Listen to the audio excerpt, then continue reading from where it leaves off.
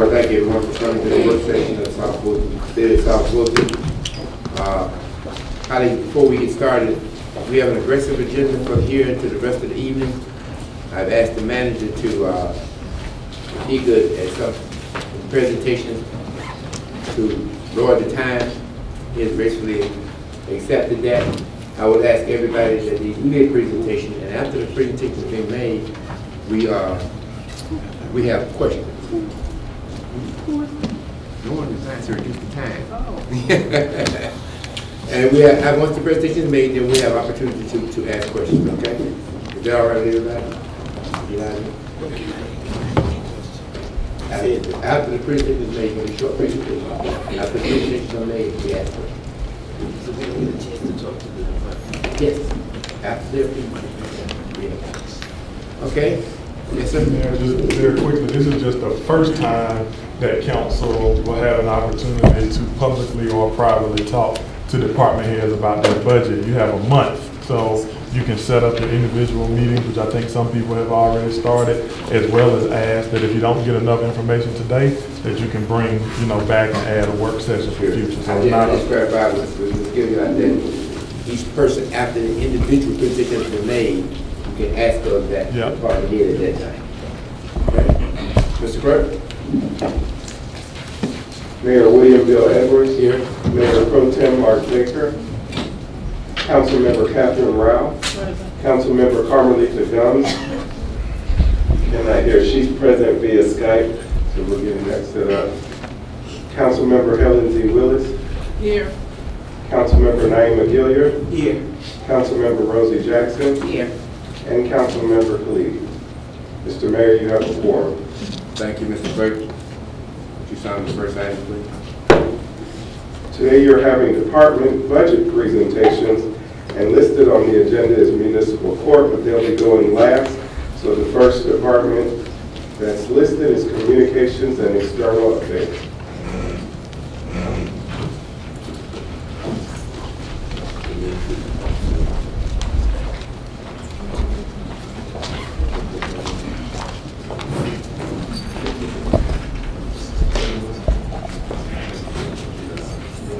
Good afternoon, Mayor, Council, City Manager.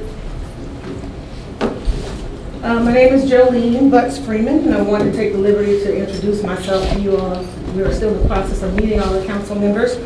I am a native of South Fulton. I'm actually born and raised here. I went to Mays High School, graduate of Clark Atlanta University, Northwestern University after that. My family is from South Fulton.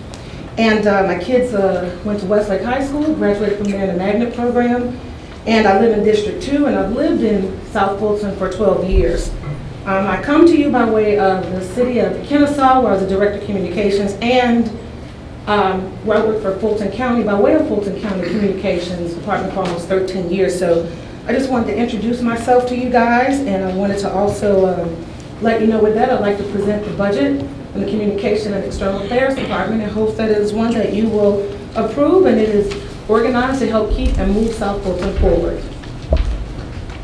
So with that, we will start. Is all this your budget? No. No. Okay. All right, correct. They're in order by department. Starting off with mine. Okay. Click which right button or which button too?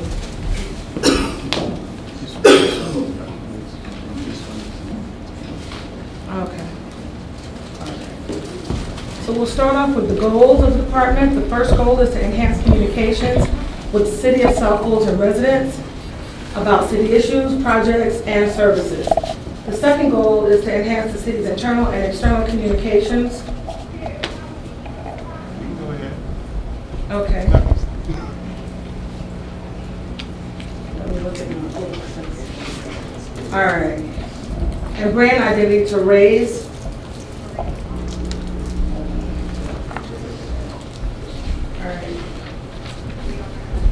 its visibility among key audiences, including residents, business owners, key influencers, and the media.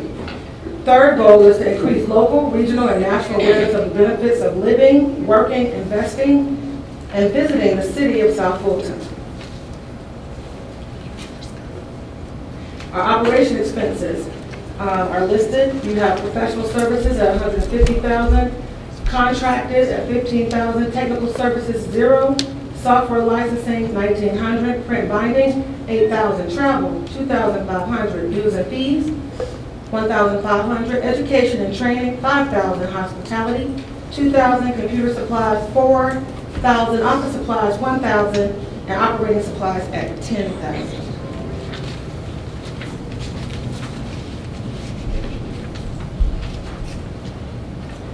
Our personnel expenses.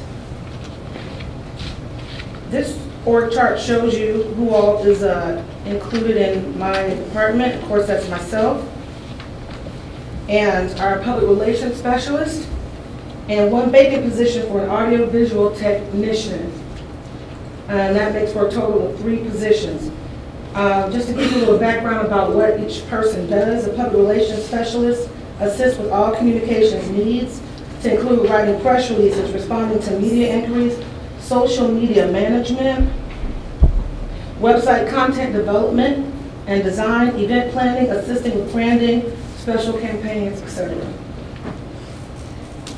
The audiovisual technician will record public meetings, produce and create informational videos, provide graphic design for city initiatives, both print and visual mediums, and provide technical communications support for the entire department. Our last 2 slides focus on how we are moving South Fulton forward already and our plans to help move South Fulton forward. We've launched the city's new website, and we are currently working in conjunction with IT to complete phase 2, which includes finalizing the website's design, finalizing pending third-party platforms, and content updates. Coordinated the grand opening of the Cedar Grove mini precinct, and we're currently planning the Cascade mini precinct grand opening. We promoted the city's first National Night Out 2018 event. This is an annual event held in conjunction with the Fulton County Police Department and Fulton County Fire Departments. Redesigned the South Fulton monthly newsletter to update the e-documents look, aligning it with our new branding ideas. Those ideas include the use of sleek designs, clean lines, and vibrant colors. Additionally, recording the South Fulton Police Chief's swearing-in ceremony. We've developed a tracking tool to compile data detailing the number of press releases forwarded to the media and the number of media inquiries handled by the communications department. These documents aid the department reaching its set performance goals as well. And we're developing policies and procedures for the communications department. And that is my entire presentation and our budget presentation. Floor is open for questions for communications cabinet staff. Ms. Gilliard. Thank you for your presentation. I went over all the budgets, and I looked at your budget, and it's very reasonable, and your goals are really clear. I only have one question. On the professional services line, I see $150,000. What could that possibly be for? For the professional services, that includes things like graphic design, video production for like special pieces. It also includes things like, hold on, let me find my notes.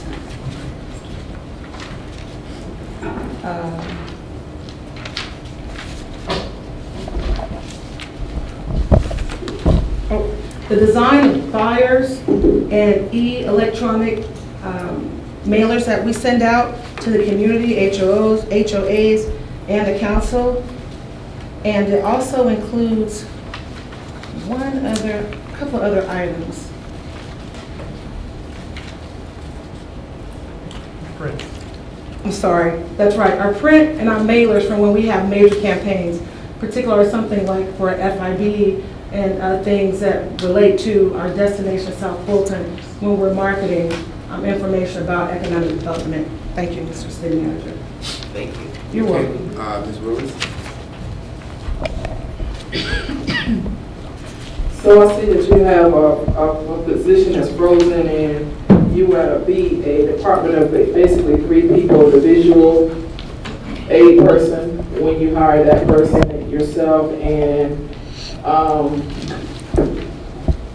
public relations specialist.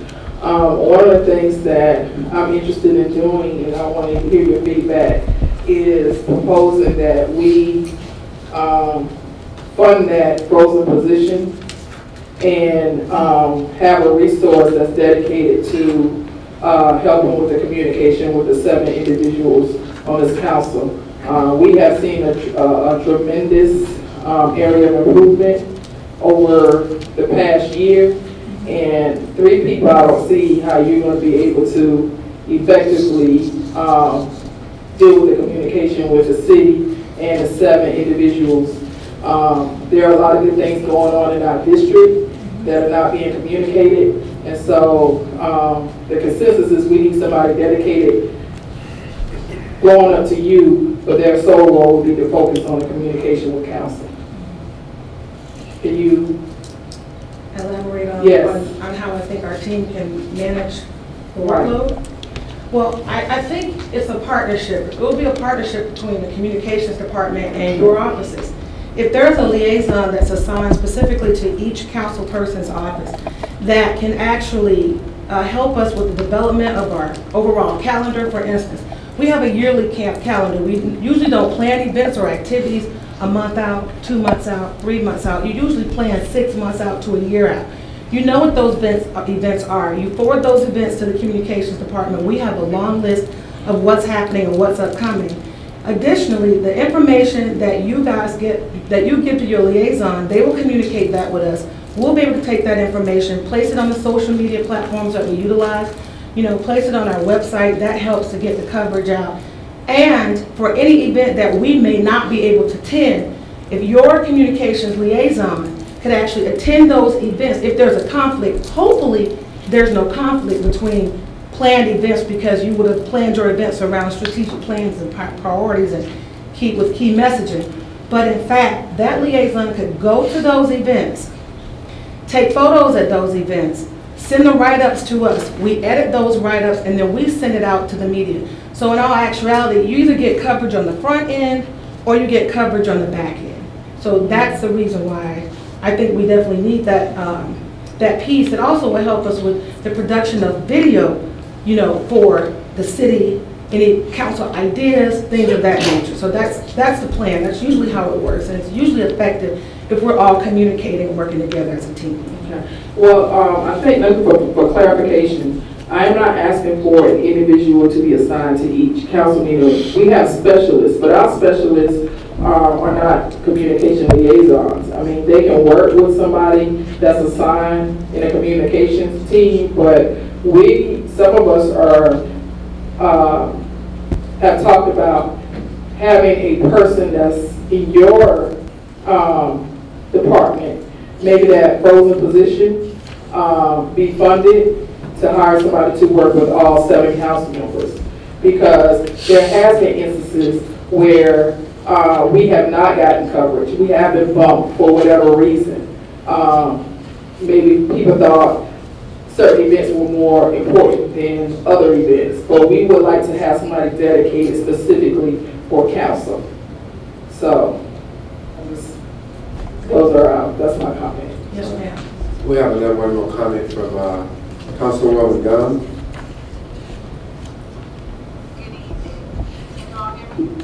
No. Well, can you hear me now? Where's your mic? So go ahead and say it, and then we can repeat it. Okay. Well, my first comment is that I totally agree with Councilwoman Willis in regards to maybe if there's a way that we could have a public information officer that is dedicated to the council as well. And we know that there are competing priorities with all 8 council members, so I think that would be a very good addition to your team. I know needs of you, Ms.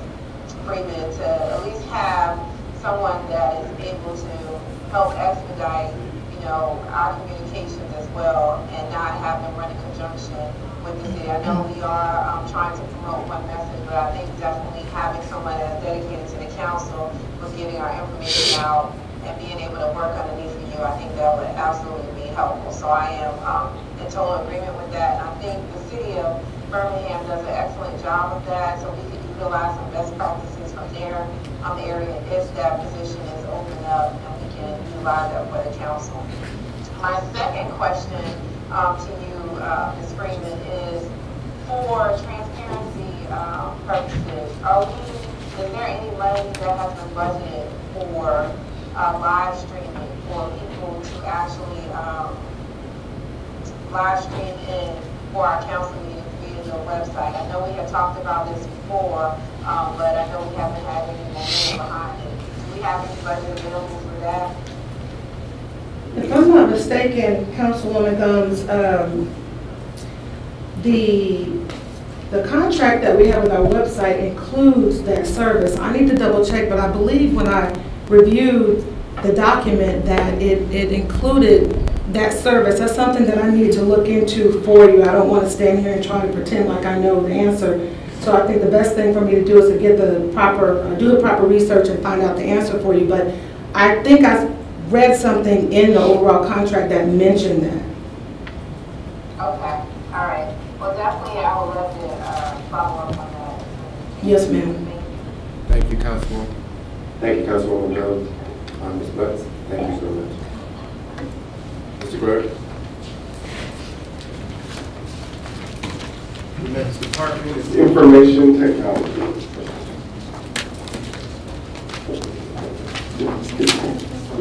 Mr. Strickland?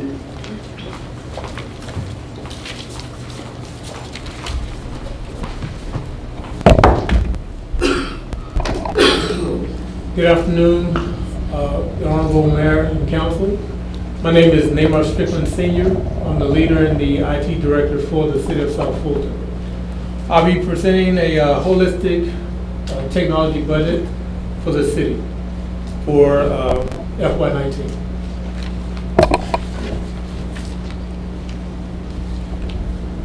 So we're making some indirect and direct investments into cybersecurity. This approach takes into account including security in every technology purchase that we buy, where at all possible. This helps in implementing a layered approach for security as a whole. As a part of this approach, we're going to focus on one of the most vulnerable points in the security stack, which is social engineering. So that's where you get a lot of calls. You know, people call you, send you emails. People walk by asking questions that try to gain information about the city so they can kind of get access to your data. On the path of becoming a world-class city, we're reviewing opportunities such as public-private partnerships, working with utilities, as well as third-party specialists and other municipalities to build our readiness for smart and interoperable cities. As a part of this preparation, we continue to look at foundational upgrades that will support this push towards citizen engagement, governmental efficiencies, and even monetization of these efforts for the citizens and cities' benefit. Previously, I mentioned indirect and direct cybersecurity investments. In our capital request, we requested funding for investment of enhancing our security monitoring capabilities. This is also a part of the layered approach for security. As it relates to operational efficiencies, we requested investment to assist in minimizing some of the costs. Right now, we do a lot of cloud services. So we're doing a review of how to balance that on-premise costs as well as the cloud services to find that sweet spot in the middle to where we're not always paying a large amount every year. Lastly, we're investing into assisting and protecting our core infrastructure for like battery, lightning strikes, power surges, and things like that. So right now, what happens is during storm events, you have surges, power, lightning strikes. We're trying to invest in the technology to protect against that so we don't have to replace that technology in the phones, which a lot of times is a lot cheaper to invest in this versus replacing those items.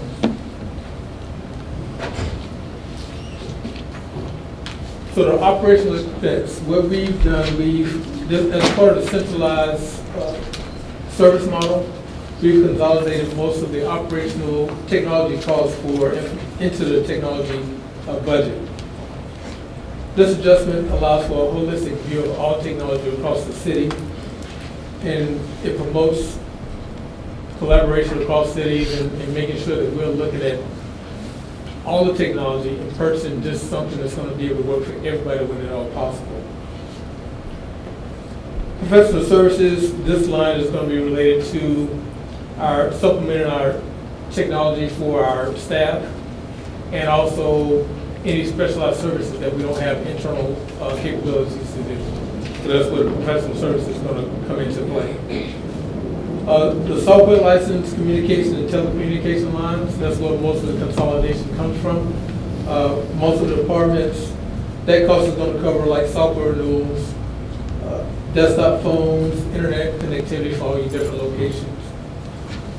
The computer and hardware line includes requests that departments have made as a part of the FY19 budget for the enhancement or replacement of their computers and other hardware. The education and training and travel line, that is related to, is primarily focused around security.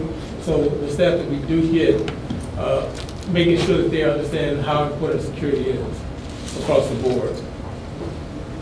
And mobile phones, this line is very low compared across the board because each department is going to be responsible for their own mobile phone bills.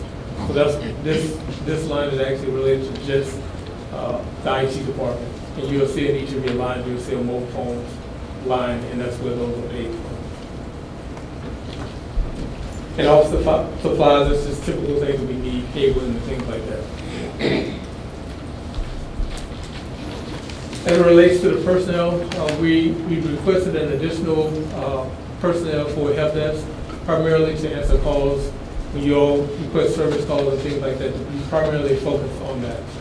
The other two positions will be focused on taking the city forward in technology and doing some of the backdoor stuff that relates to how to build these technologies in the closets and provide services for you. Moving South Fulton forward, we're going to do that with technology. So with looking at a technological efficiency with cyber awareness, with a holistic view, navigating obstacles logically, openly, but guarded. And why? With your guidance and the city manager's leadership and staff's collaboration, we are going to be a world-class city. And that's what we're going to work towards that with technology and everyone's support. Thank you, Mr. Strickland. Councilwoman Long. I have a couple questions. The first, do we have a master mobile phone contract? I know you said they'll appear in each department. But do we have some kind of special pricing that is being leveraged across the departments? And I also wanted to know, do we have cybersecurity insurance policy? And can you speak to in more detail about the telecommunications line in the budget? Okay, as it relates to the Verizon, we are on a master contract, and just recently we met with Verizon, and they're trying to give us a cost benefit. So it's a master contract across the board, and it's actually under a state contract. So we're taking advantage of some of the price models for public safety, which kind of helps us reduce our costs. As it relates to the cybersecurity insurance, we're working with the risk management department now to look at that. And we just did a questionnaire just recently to kind of work through that process, so that's ongoing. The telecommunications line, that's primarily related to network connectivity for all the locations as well as internet. So that's for, I think we have 30 or so locations, each of those locations with internet connectivity, as well as, so all the fire stations, some of the parks, police stations, as well as City Hall. Do you anticipate, in terms of, and I guess this may be a question for you, our risk manager, how soon before we would have a cybersecurity insurance? Well, I have to defer to the risk manager. We have to. Oh, okay. Thank you. Okay, cool. That's all. Okay, Ms. Gilliard? I'm looking at the budget, and I'm looking at the software license line. And so for this year, the budget, the amended budget was 200,000, and for next year, it's 795. So is the difference related to the fact that this year is not citywide, and next year it's not, it is? Yes, ma'am. And that's all it is? Permanently, yes. Okay. And then the mobile phones, I'm seeing, wow, that came down from 197 to 7. So that means that they've probably been distributed in the other direction. Yes, ma'am. And computers and hardware. And so I see 180,000. So all computer and hardware is being purchased by IT. No, ma'am. So what this line, the computer and hardware, is primarily related to those departments that requested replacement or enhancement of their computers. So most of any department that did not request it would be within their budgets to do that. So what does that mean for elected officials? So we had to kind of review your budget lines and see where we have the opportunity for either adding equipment within your departments, but as it relates to your current staff levels, we have computers for those. We're still working through the funding to kind of get that solidified, but we have already ordered the computers and they're already in place. Okay. Thank you. Mr. Strickland? Yes. Question for me. I know your department is one that kind of touches a lot of departments. And I think, Mr. Donald, that a part of this budget, each department was anticipating the IT needs. What happens if a department, for no reason of its own, just happen to need more? Is there something supplemental that, how do we adjust the budget? Do we take from another department to get it done? How are we doing that? Well, we are looking at it across the board, so that's one of the primary reasons for consolidating everything together. So where there's issues like that, we look at the priority across the plane. So if there's a need in another department that takes more priority over someone that asks for it, that gives us that flexibility to move here and there. And that'll be, from leadership on down on making that decision. Because that's a part of the collaboration I talked about. We're all in the same game together, so if there's something that I could give to help another, we'll make those adjustments as needed. That is good if everybody stays on course. My question was if they did stay on course, but it's out to the next budget cycle. Primarily, right? Pretty much so, yes. Okay. And there is some level of contingency in some of those numbers, Yes. but it's not going to fix a catastrophic miss.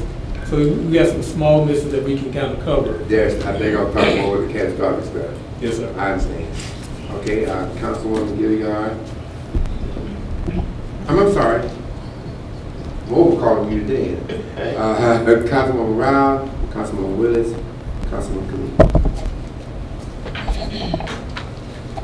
As it relates to the hardware, is that kind of the same thing, a master service, even though I understand it's spread across the budget, you're leveraging some kind of agreement to get volume discounting on hardware? Yes. And secondly, as it relates to, we focused on moving towards being a smart city. Is the infrastructure that we're putting in place going to position us for that? Yes, and that's where some of those investments are going towards, that kind of get us set for that. Okay, thank you. Councilwoman Willis.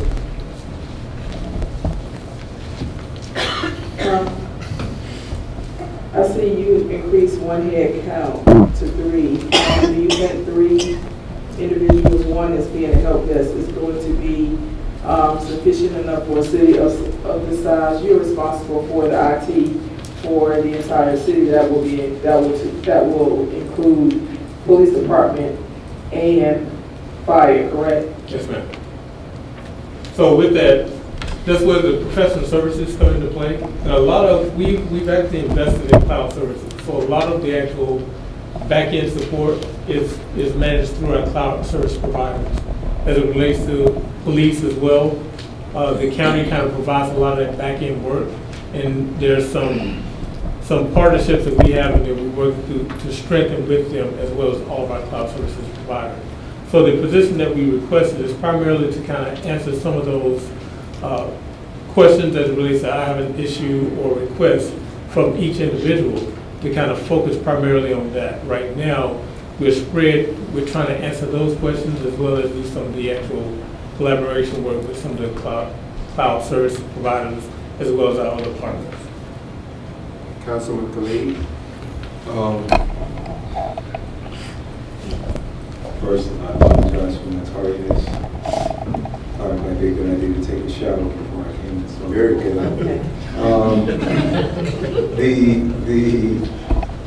I noticed missing from the list of department budget presentations, the council's budget, the mayor's budget, and the clerk's budget. Are we going to get presentations on those today? Or who will be presenting those for us? So they were a part of this piece, today's request.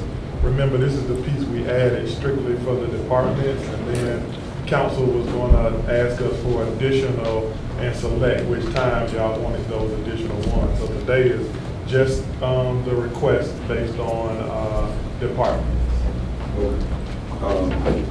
I think there might have been a miscommunication because we consider this to also be a department. So at some point we would like to see those. I just have one question for Mr. Strickland. But in your opinion, is this budget and the org chart associated with it, is this the best way to move your department?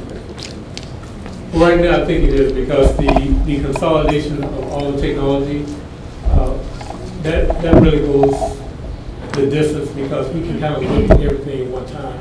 And it promotes that collaboration, because if I do something for one department, and I know other departments have that need, we're all going to get together and try to figure out how to best fit that need. With the org chart, right now, that's kind of, I think that's a sweet spot of where we need to be.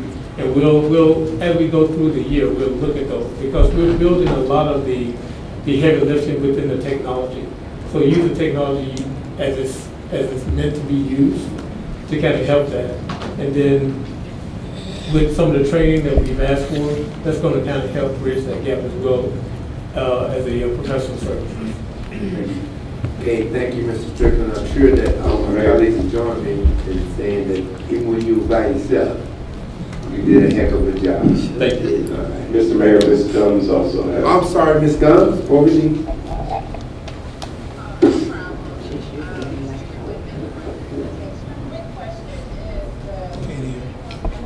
Tell her to hold on. Hold on, Councilwoman, so we can get some audio. Okay, say again. I apologize if I missed this, Mr. Strickland. Is the 311 system back-end support integrated in your budget as well? Or is that separate? Yeah, so that's within the maintenance of the budget number and the software budget line. Is there a specific amount? Unfortunately, I don't have your presentation, but is there a specific amount that has been allocated for the 311 system? Is there a specific amount for 311, is what she's asking? Yeah, so we've already funded 311 for the next year. So that's for the FY18 up into about, I think, last one, FY19, it's already funded. So we'll bridge that gap. It's probably going to be that'll be a part of renewal. And I think it's right around 14,000. So this is not included in the 2019 budget because we've already funded it for 2018. Is that what you're saying? Yes. Okay, thank you. Thank you, Councilwoman Gumbs. Thank you, Mr. Strickland.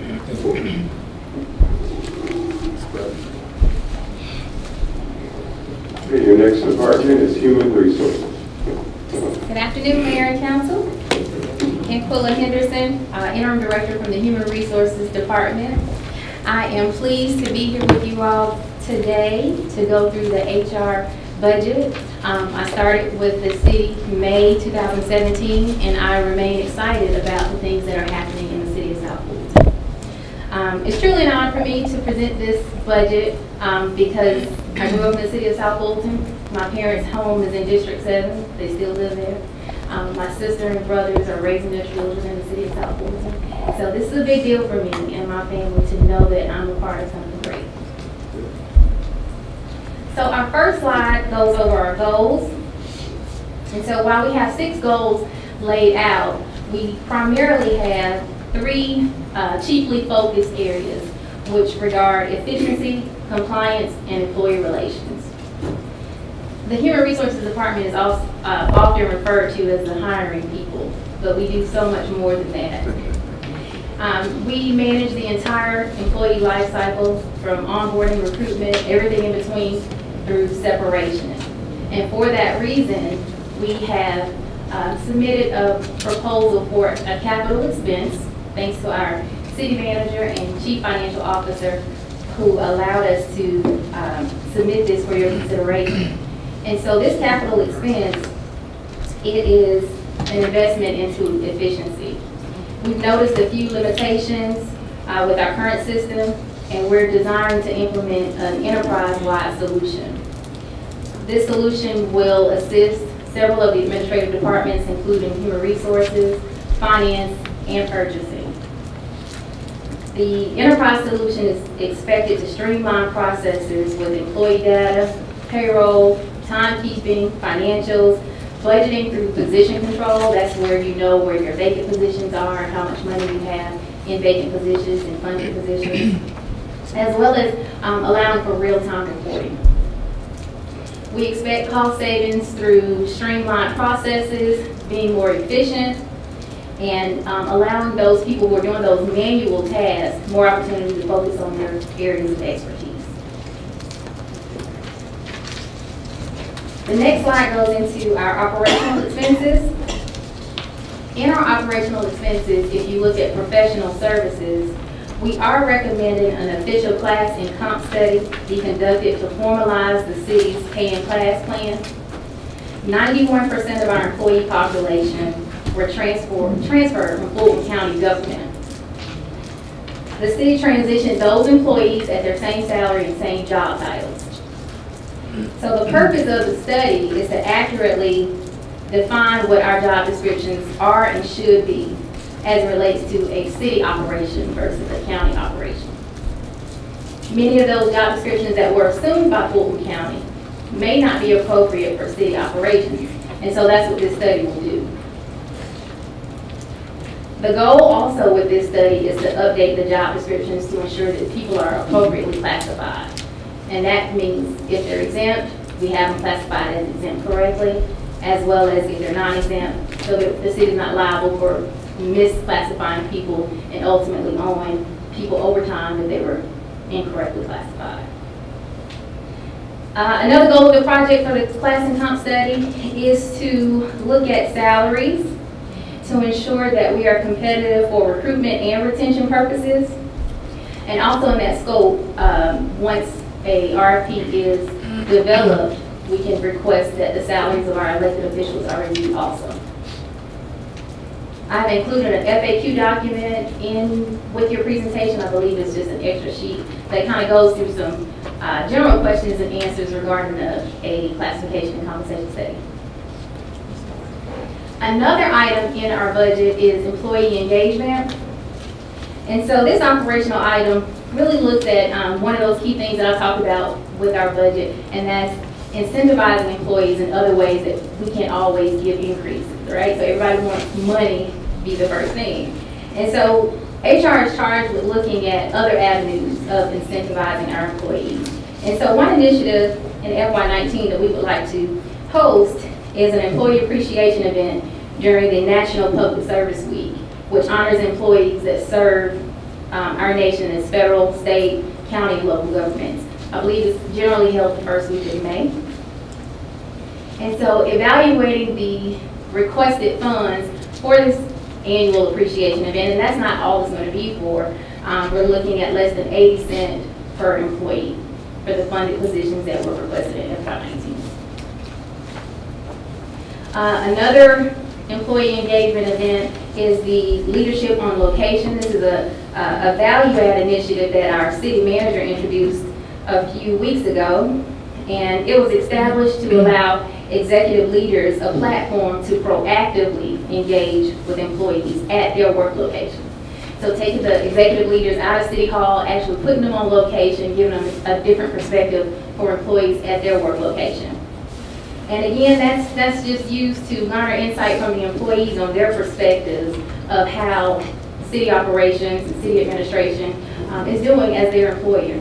Because not only are we investing this time on the front end, recruiting these individuals, we want to know on an ongoing basis what we need to do to keep them here. Our next slide goes over personnel expenses. And the one thing that I want to really highlight on this slide is efficiency through centralized services. In grad school, I wrote a paper comparing the advantages and disadvantages of centralized and decentralized services because I wanted to understand what those would be. And there are advantages and disadvantages to both. However, after analyzing the city of South Fulton and understanding where we are in our government structure, it is recommended that we take advantage of a centralized service operation. And that is because a centralized service operation allows the decision-making process to be quick and effective, eliminate duplicate functions across the city that are being performed in several different departments. And it also promotes equality in the emergence of a unified message from the city and from the city administrative and operational process. So if you have, for instance, human resources housed under human resources, where a department currently has one generalist. So we've identified Parks and Recreation, and the fire department has employees that perform HR-related services. So pulling those employees under centralized services under the city, they can not only support fire, we don't have to hire anybody for police or for community development services or Destination South Fulton, to have somebody a part of the Human Resources Department that can cross-train and do all of these areas. So as I stated, Human Resources serves as a strategic thought partner to all departments that service the city of South Fulton. Under centralized services, we will be able to provide greater value to all of our partners in the departments. There are no new positions being requested in FY19. All of the positions that are shown were previously funded in FY18. There's a recommendation that the previous deputy director position be reclassified to a lower grade and classification. However, that position will still support strategic and functional management of HR staff as well as daily employee relations. So as you can imagine, going from 60 some odd employees to 500 or so employees, employee relations is a daily thing in our office. Operationally, the HR department partnered with finance early in FY18 because they were funded the payroll and leave specialist. So to allow greater latitude in that position, we looked at the roles and responsibilities and noticed that they closely align to the human resources generalist function. And we reclassified that position as such. And that position primarily manages the timekeeping process as well as benefits reconciliation. And to comply with segregation of duties, that person primarily does timekeeping and also does benefits reconciliation and some training from time to time. Payroll is processed by a third-party vendor. So while we manage the time in-house, once they click submit, it gets processed elsewhere. My last and final slide. So the FY19 HR budget, it was created to support the campaign of moving the city of South Fulton forward. Many of our FY18 initiatives will continue through the adoption of this budget. Those initiatives include employee engagement citywide through compliance-related training for all employees, leadership on location, as I mentioned, the citywide rollout of the South Fulton Fellows Program, and other value-add initiatives that we'd like to introduce. We successfully automated the timekeeping process and will be completely paperless as of August the 20th. There was only one delay with fire because we had to explain some of the implications with the timekeeping process with them, and those meetings took place about 2 weeks ago. So everybody's on board. The third item is we expect to partner with the benefits broker to seek cost savings with our city employee-sponsored core benefits. That's your medical, dental, vision, life benefits. As you know, we transitioned everything from Fulton County as the benefits go, and we really didn't have an opportunity to see what was best for the city of South Fulton. By engaging a benefit broker, the partner that will be selected will be a subject matter expert in the field of insurance benefits, and they will be able to evaluate our experience ratings to ensure that whatever premiums the city is paying, it accurately reflects what should be. There are other cities that offer 100% city-sponsored benefits to their employees. And so that is something that if it's cost effective for the city and there's no huge impact, that we would like the broker to take a look at some of those options for employees. As I spoke about centralized services, again, just want to recap that for moving the city forward. It's really in place for us to provide quick and efficient and seamless operational services to all of our departments. And finally, recruitment efficiency. Recruitment efficiency looks at the industry standard for filling a position, and that's when you begin recruitment through offering the position. And the acceptable standard is 36 days. Currently, we are exceeding that standard by 8 days. And that's because the HR team is truly passionate about serving our employees who service the citizens of South Fulton. And we are committed to filling vacant positions as soon as possible so that there is no interruptions in service. And that actually concludes my presentation. I'm happy to answer any questions that you may have. Councilwoman Willis. Okay, so you said you filled so you all currently have 6 people? We currently have 3. Myself and the 2 HR generalists. Because you said that in fiscal 19, you're proposing that you all get 3 more? Well, in FY19, there's a vacant position that was my previous position is still vacant, and so that's not a new position. Okay. The other 2 positions are current positions that are occupied right now, but they're just one's in fire and one's in Parks and Rec, and they assume HR related duties. Okay. And so under centralized services, they would all come under HR and still perform HR related duties. Okay, but they just dedicated to those. Right. Right now, they're funded out of those individual departments. Okay. Thank you. You're welcome. Councilwoman Rouse and then Councilwoman Gill. I was interested in seeing where we might address training and professional development for, the non-leadership team. I didn't see that addressed. I don't know if that's in the department budgets, but that's something I'm interested in. As well as, I know there's been a big focus and discussion from the public about wanting to make sure like our law enforcement, in particular public safety professionals, live in our city. I would love to see some kind of down payment assistance for those employees who live in our city. And thirdly, as it relates to the benefits broker, I know you indicated that there was no additional cost, but usually they roll those into the pay. So even with our current rates, they have a percentage already earmarked for brokers. So with us not having one, we're at a disadvantage because we're already paying for it. So in the 2019 renewals, one of our carriers told me the rate for brokers is already included in our premiums. Yes. So there's no additional cost to the city. Of course, it just depends on what our rates are. And so we want to make sure that our rates are comparable, that employees can afford them.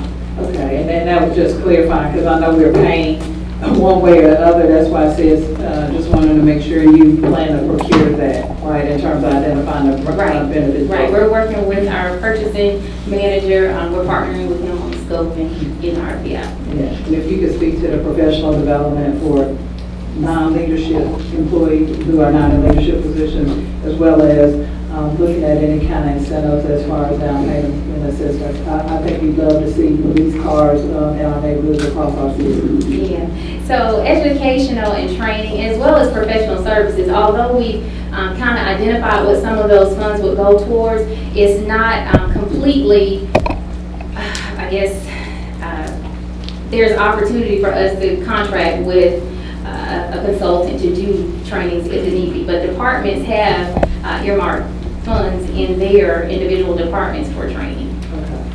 Councilwoman Gilliard? What timekeeping system are we using?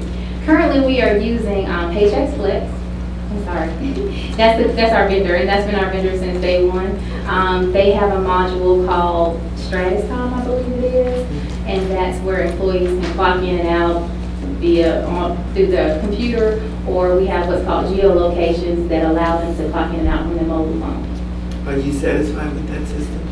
I am satisfied with any system that's going to eliminate processes.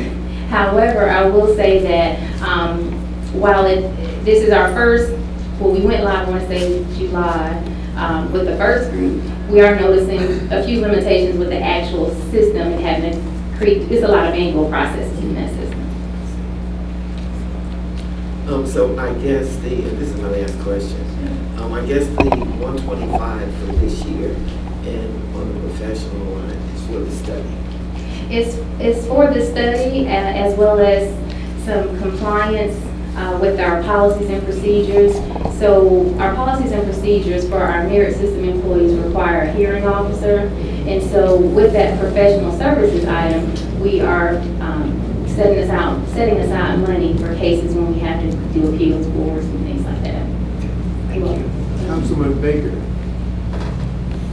Yes, good afternoon, Ms. Henderson. Good afternoon. I'd like to say, first of all, that you've done an amazing job stepping up to the position. And it seems like everything has just been going in sync since this is like we didn't skip a beat. But more than anything, my concern is your prior position being reclassified, given that you're at an interim status. Why is that happening? Well, I can answer that. yeah, so the official announcement of my promotion will be August the 20th. Okay, I have no problem. Yeah, provide insight. Sir, and I'll be president of the city manager. Yeah, so I can give you a heads up on that. So the assistant, she's on the CFO. CFO asked and made a recommendation to make a promotion of the interim human resources director to make her the HR director. So he's sent up the request, and so it's been approved, but it is not. We haven't gone through the process. So the expectation is that she would fill that position, and as such, you would not need, or the staff does not believe that we need what is it called? Assistant Deputy Director. It is more appropriate to have a director and a senior HR manager. And so remember that this is not the final budget, this is the proposed, because council can change it. And just for the record, I'm clear. I just had a reservation just because clearly she stepped up into that position and that information hasn't flowed over to us. Yes, and more so of a concern of having somebody in that position that's not as qualified as Ms.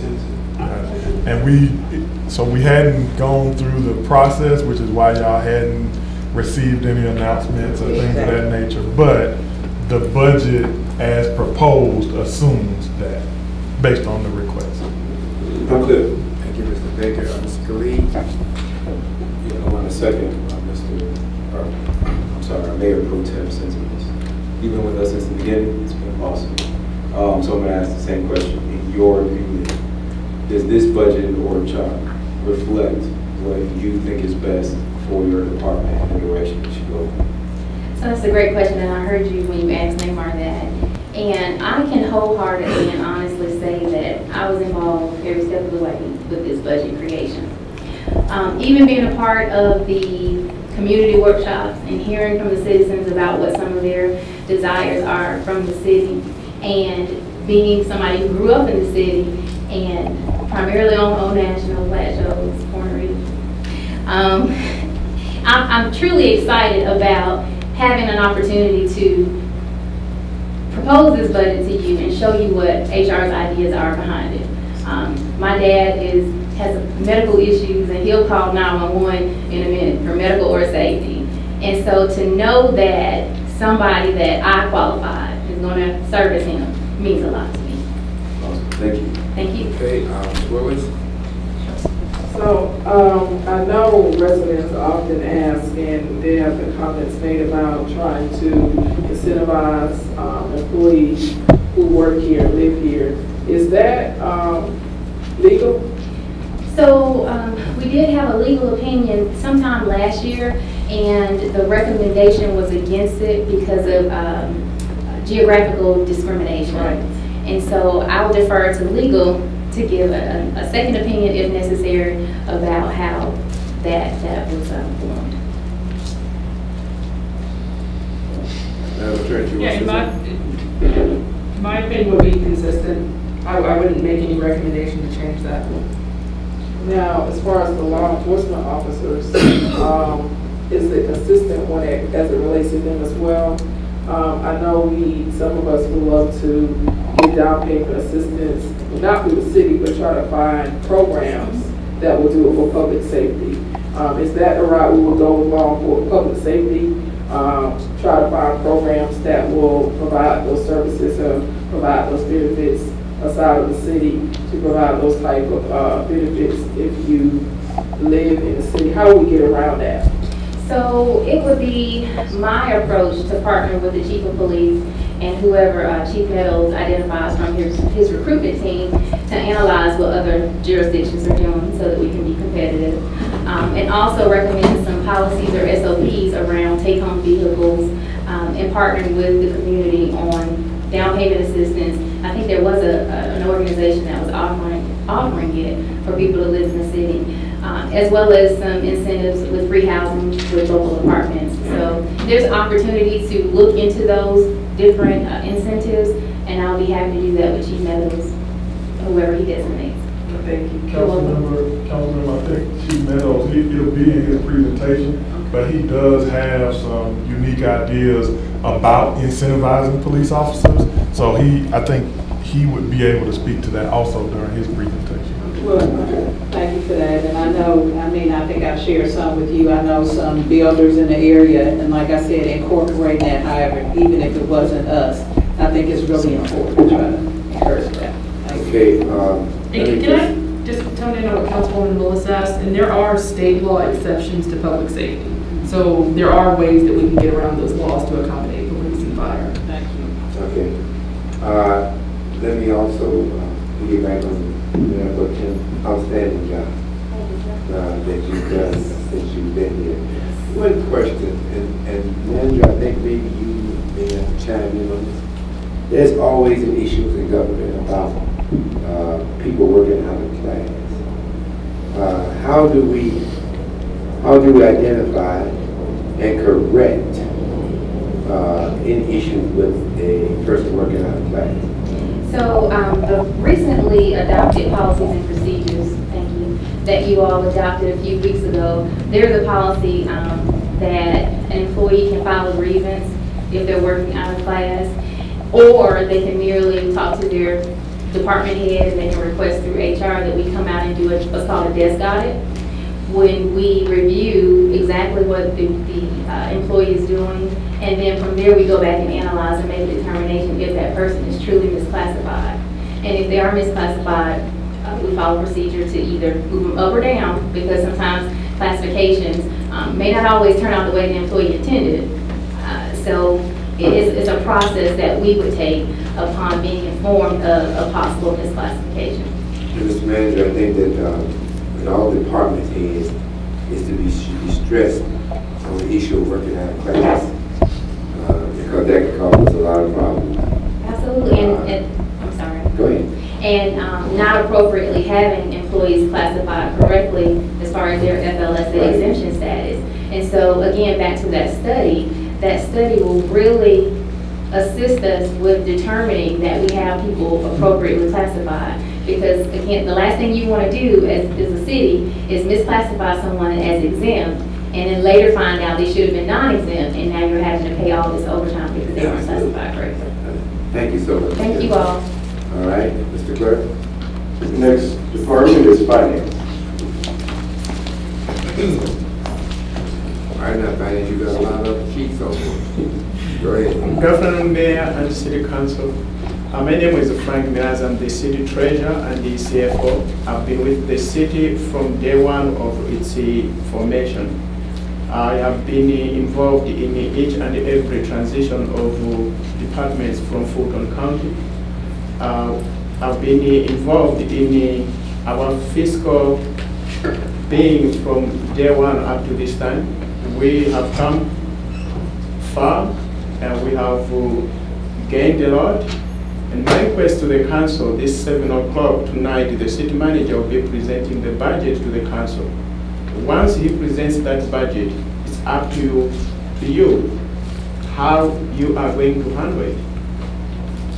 And before I came here, I just received the news, just for your update, that the judge has granted temporary, that Fulton County can go ahead and bill the 2018 tax digest. I informed you that with the protest that has been there, people filed to say that taxes were too high. So Fulton County would not provide the tax digest to the state because the number of people who filed complaint were more than 8%. But today the judge has just granted Fulton County can file or can bill their taxes at 2018 tax digest. That means we are not billing for last year's and we will not be billing at 85%. So it will be 100% of 2018 tax digest. So no anticipation. So we have made strides. Council, you know where we have come from fiscally. We have been very responsible. We have put our feet down. Do not remove those feet down, otherwise we're going to lose everything that we have gained. And having given us the chance that you approved the millage rate of 11.579 does not give you to spend everything. You can use somewhere else to do whatever you can. During the course of the year, you will need the money, but you need to go and look for each and every department, each and every program that is there. Once it's adopted, it's your responsibility. I'll be presenting finance department. Finance department has got divisions. You have got accounting division, you have got budget division, you have procurement, which is purchasing division, then we have risk management division. I'll be going through all of those ones. All of those ones are under finance, and as you know, finance main job is to make sure that we give good information to the council, mayor, and the management, that the decision they are making, they are based on facts. So we'll provide you with the information that is needed for you to make wise decisions. So these are the goals for the finance department. Clean audit, that's CAFA comprehensive annual financial report completed and published within statutory deadlines. That's 6 months after the close of the fiscal year. Our fiscal year ends the 30th of September. So by 6 months from there, by March, we should have our audit report ready. Protect cities' financial resources through good internal controls and good steward. That's what we have said. You have been exercising good internal controls. That's where we are here, and those internal controls should proceed so that we use the limited resources wisely for the intended purposes. Submission of an investment policy for fiscal year 2019. Monthly financial reports to governing body and management. Recognition of annual financial report as well as the budget. Budget, we are planning this fiscal year 2018 to, if ever we cannot go for the budget side, we'll still have to file for the CAFA, which is CAFA Comprehensive Annual Financial Report.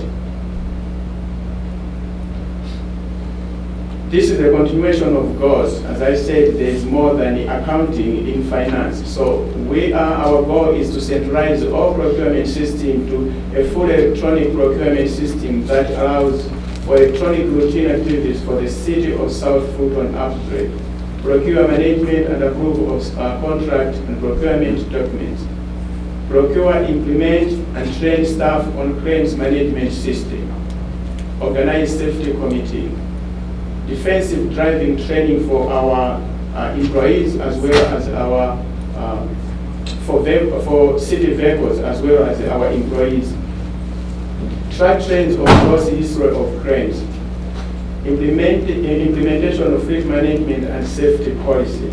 All these ones that you have seen here, the first ones will be for purchasing department, division, then the last ones will be to do with risk management. We have only 2 capital projects in finance. One is organized claim management system that falls under risk management. The other one, the second one, workforce system, HR, purchasing and finance. The HR director, interim director, touched on that one, that we need enhancement in our software, especially in the HR. Finance we have, but as you say that we have paycheck, we have bits here, but we want something that can hold everything together. What worked when there were 20 employees is different now that we have 500 and we are growing. So we need something that is sustainable and dependable. Operating expenses for the finance department. We have professional services, that's $275,000. Within that, we do not have now only staff, tax administrator, that is we desperately need that position. We do not have on staff someone that will take care of our assets, including fixed assets. We do not have on staff. And we do not have on staff someone that will have or dedicated to financial analysis. At the same time, we need to have either on staff or who contract services out there on financial advisors. The only advisor now we have is the one that will help us to get tax and special note. But beyond that, we do not have financial advisor that can lead us through as we go. Then we have audit fees, that's $75,000.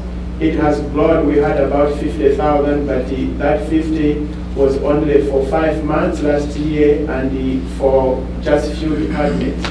Now we are full, almost fully other than the public works that is remaining. So hence we have increased that to $75,000. Technical is 10,000, mobile phone is 7,200.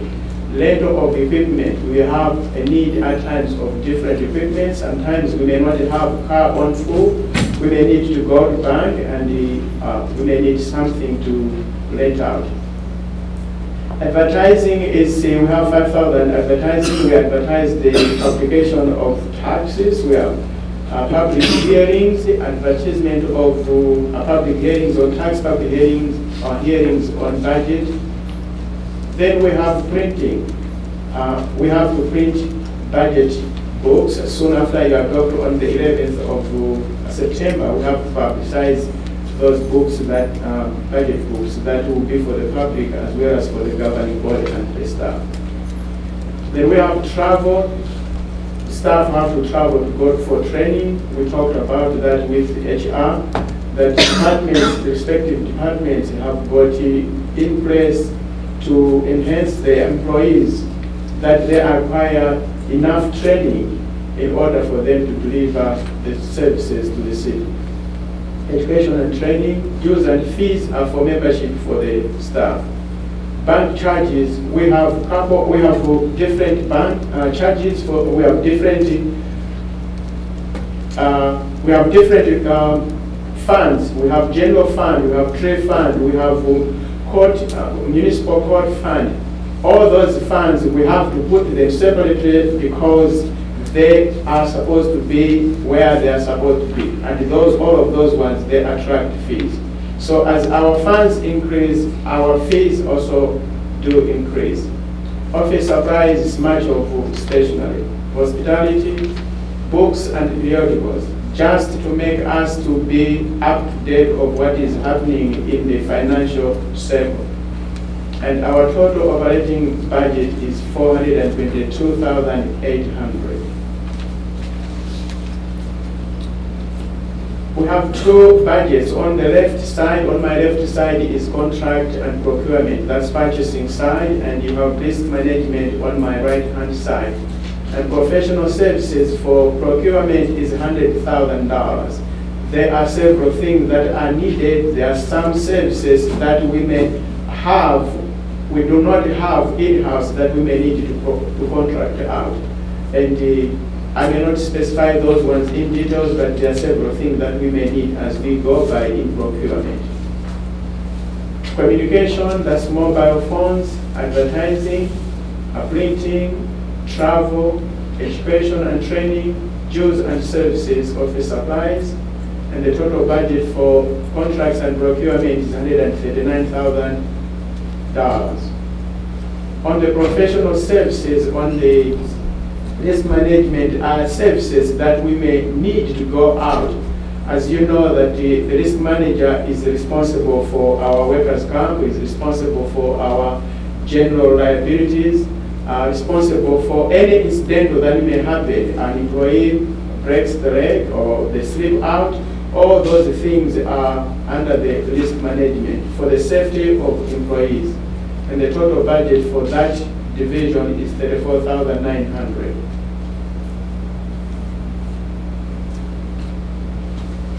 This is the proposal budget for the finance department in our 2019. We have the treasurer CFO who is heading there. Then we do not have the tax administrator that I say, tax administrator or finance director. Either of that, either we find finance director, then it should be the person that has to do or should be familiar with the taxes or be the tax administrator.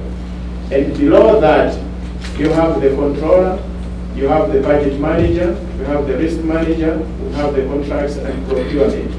And on the controller side, we have only 3 people that are accountants responsible for accounts receivable, accounts payable, and the general counting.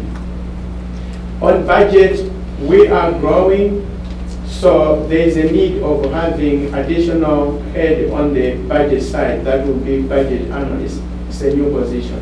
And risk management, risk manager, there will be one helping the risk manager. Purchasing, as we grow again, we need more than one person. So our purchasing manager will be assisted by purchasing analyst and purchasing assistant. So there will be 3 people in the purchasing division. Moving South Fulton forward. Limited borrowing and spending. That's our motto if we can. That's should be our goal. We should limit spending and we should limit borrowing. We cannot borrow what we cannot afford to pay. If we can have that, we have done it and let's stick to that. We can't borrow what we can't afford to pay.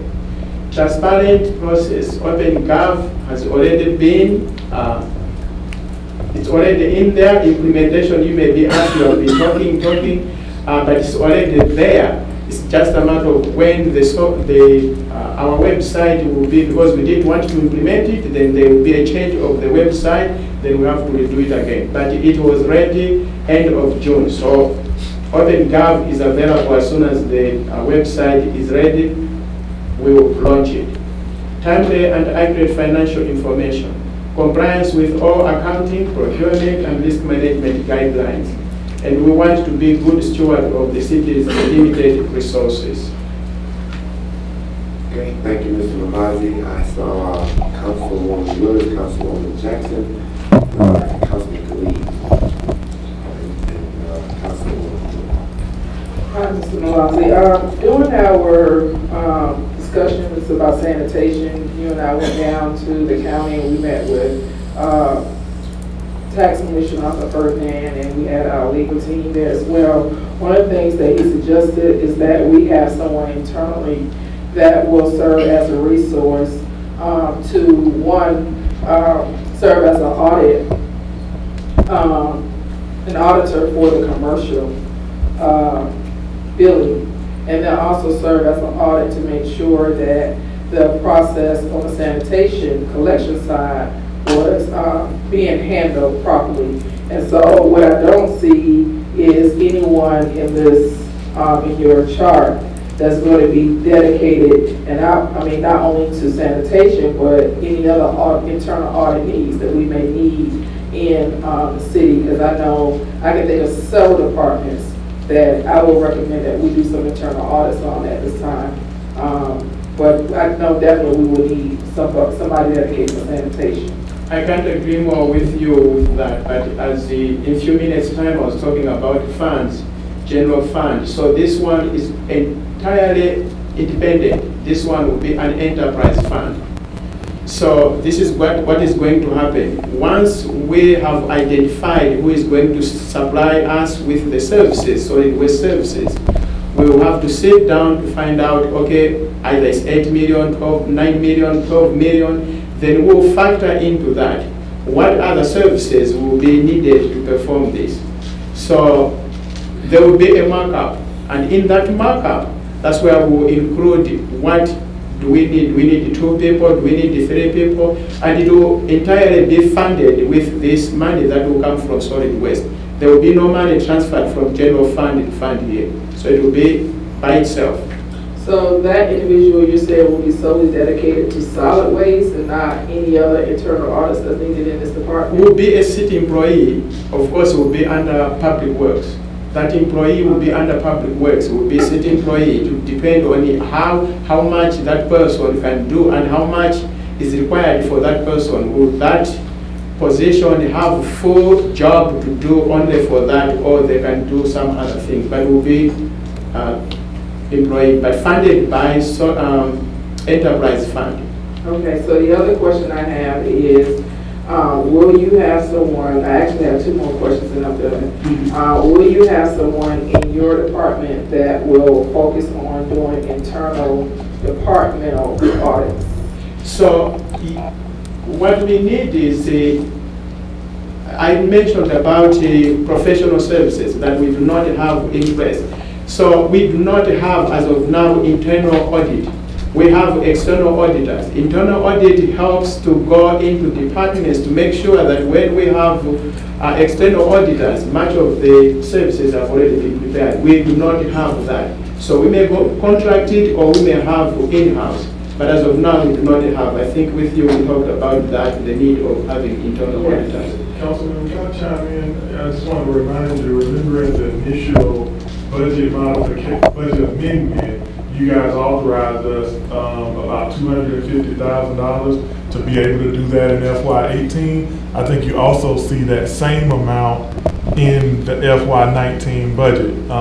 We've discovered it would cost less than that, but the purchasing manager is looking into that now. And so those financial services that you are requesting or alluding to, although we don't have them yet, we're looking into that and it would carry out that function. It's very similar to what you see at Macon Bibb. I think Union City, I think they actually use the same firm, but that type of service is in there, but it's not a person. I think that's what you're looking for. It's not authorized as a person, it's authorized through the $250,000 that's allocated to this. Okay, so the last question I have is will one of these budget analysts be dedicated to ensuring that we are in compliance with our hotel motel tax? I know that I am working on legislation for the city. We are under the county's policy, but I'm working on the legislation for the city. But there's some type of, there is criteria around hotel motel tax collection and what it can be used for. So on the 28th of this month, the Economic Development Director and myself will be coming here to bring up something, if it's possible, because we are receiving hotel motel tax money, but it has not been designated what to do with it, because we didn't have a hotel. We have one hotel now. Right. And that money can only be used for the source of tourists in our city. Right. And the hotel will be part of that. So we'll be discussing with you on the 29th. On the 28th. About 60,000 thus far. Okay. I said, when I saw the budget, we collected about 60,000 thus far. Yeah, but just imagine it's only one hotel. So some, I think one is upcoming, if it's not mistaken. So two, yeah. Okay. So we will have money. Before that, we need to know how to spend that money. All right, and will you eventually be adding, just my last question here, will you eventually be adding a compliance, a person that will be responsible for the compliance of procurement?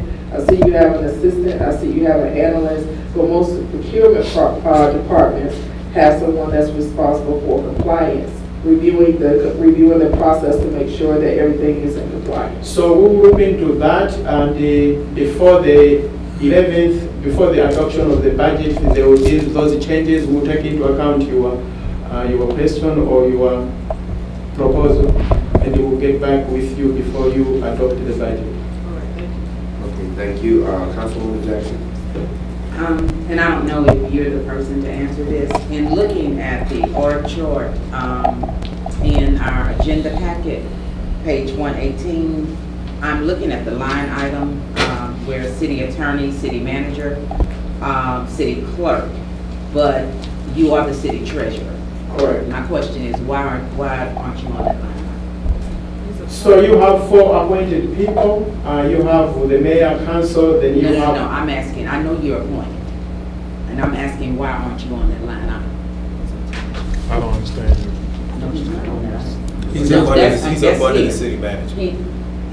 City treasurer is not supposed to be on the city. Right, but I'm just saying, that's what. Excuse me, let me allow the manager to address the Proposed budget, there are probably a variety of edits. I think that there is one that does not have, I don't think that one has the judge who is also appointed. So it just looks at the operational portion of the budget, and in your add-on packet, it actually highlights those omissions.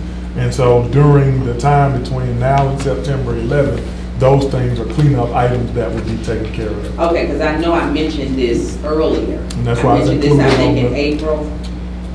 Well, so I'm not familiar with that portion, but what I was...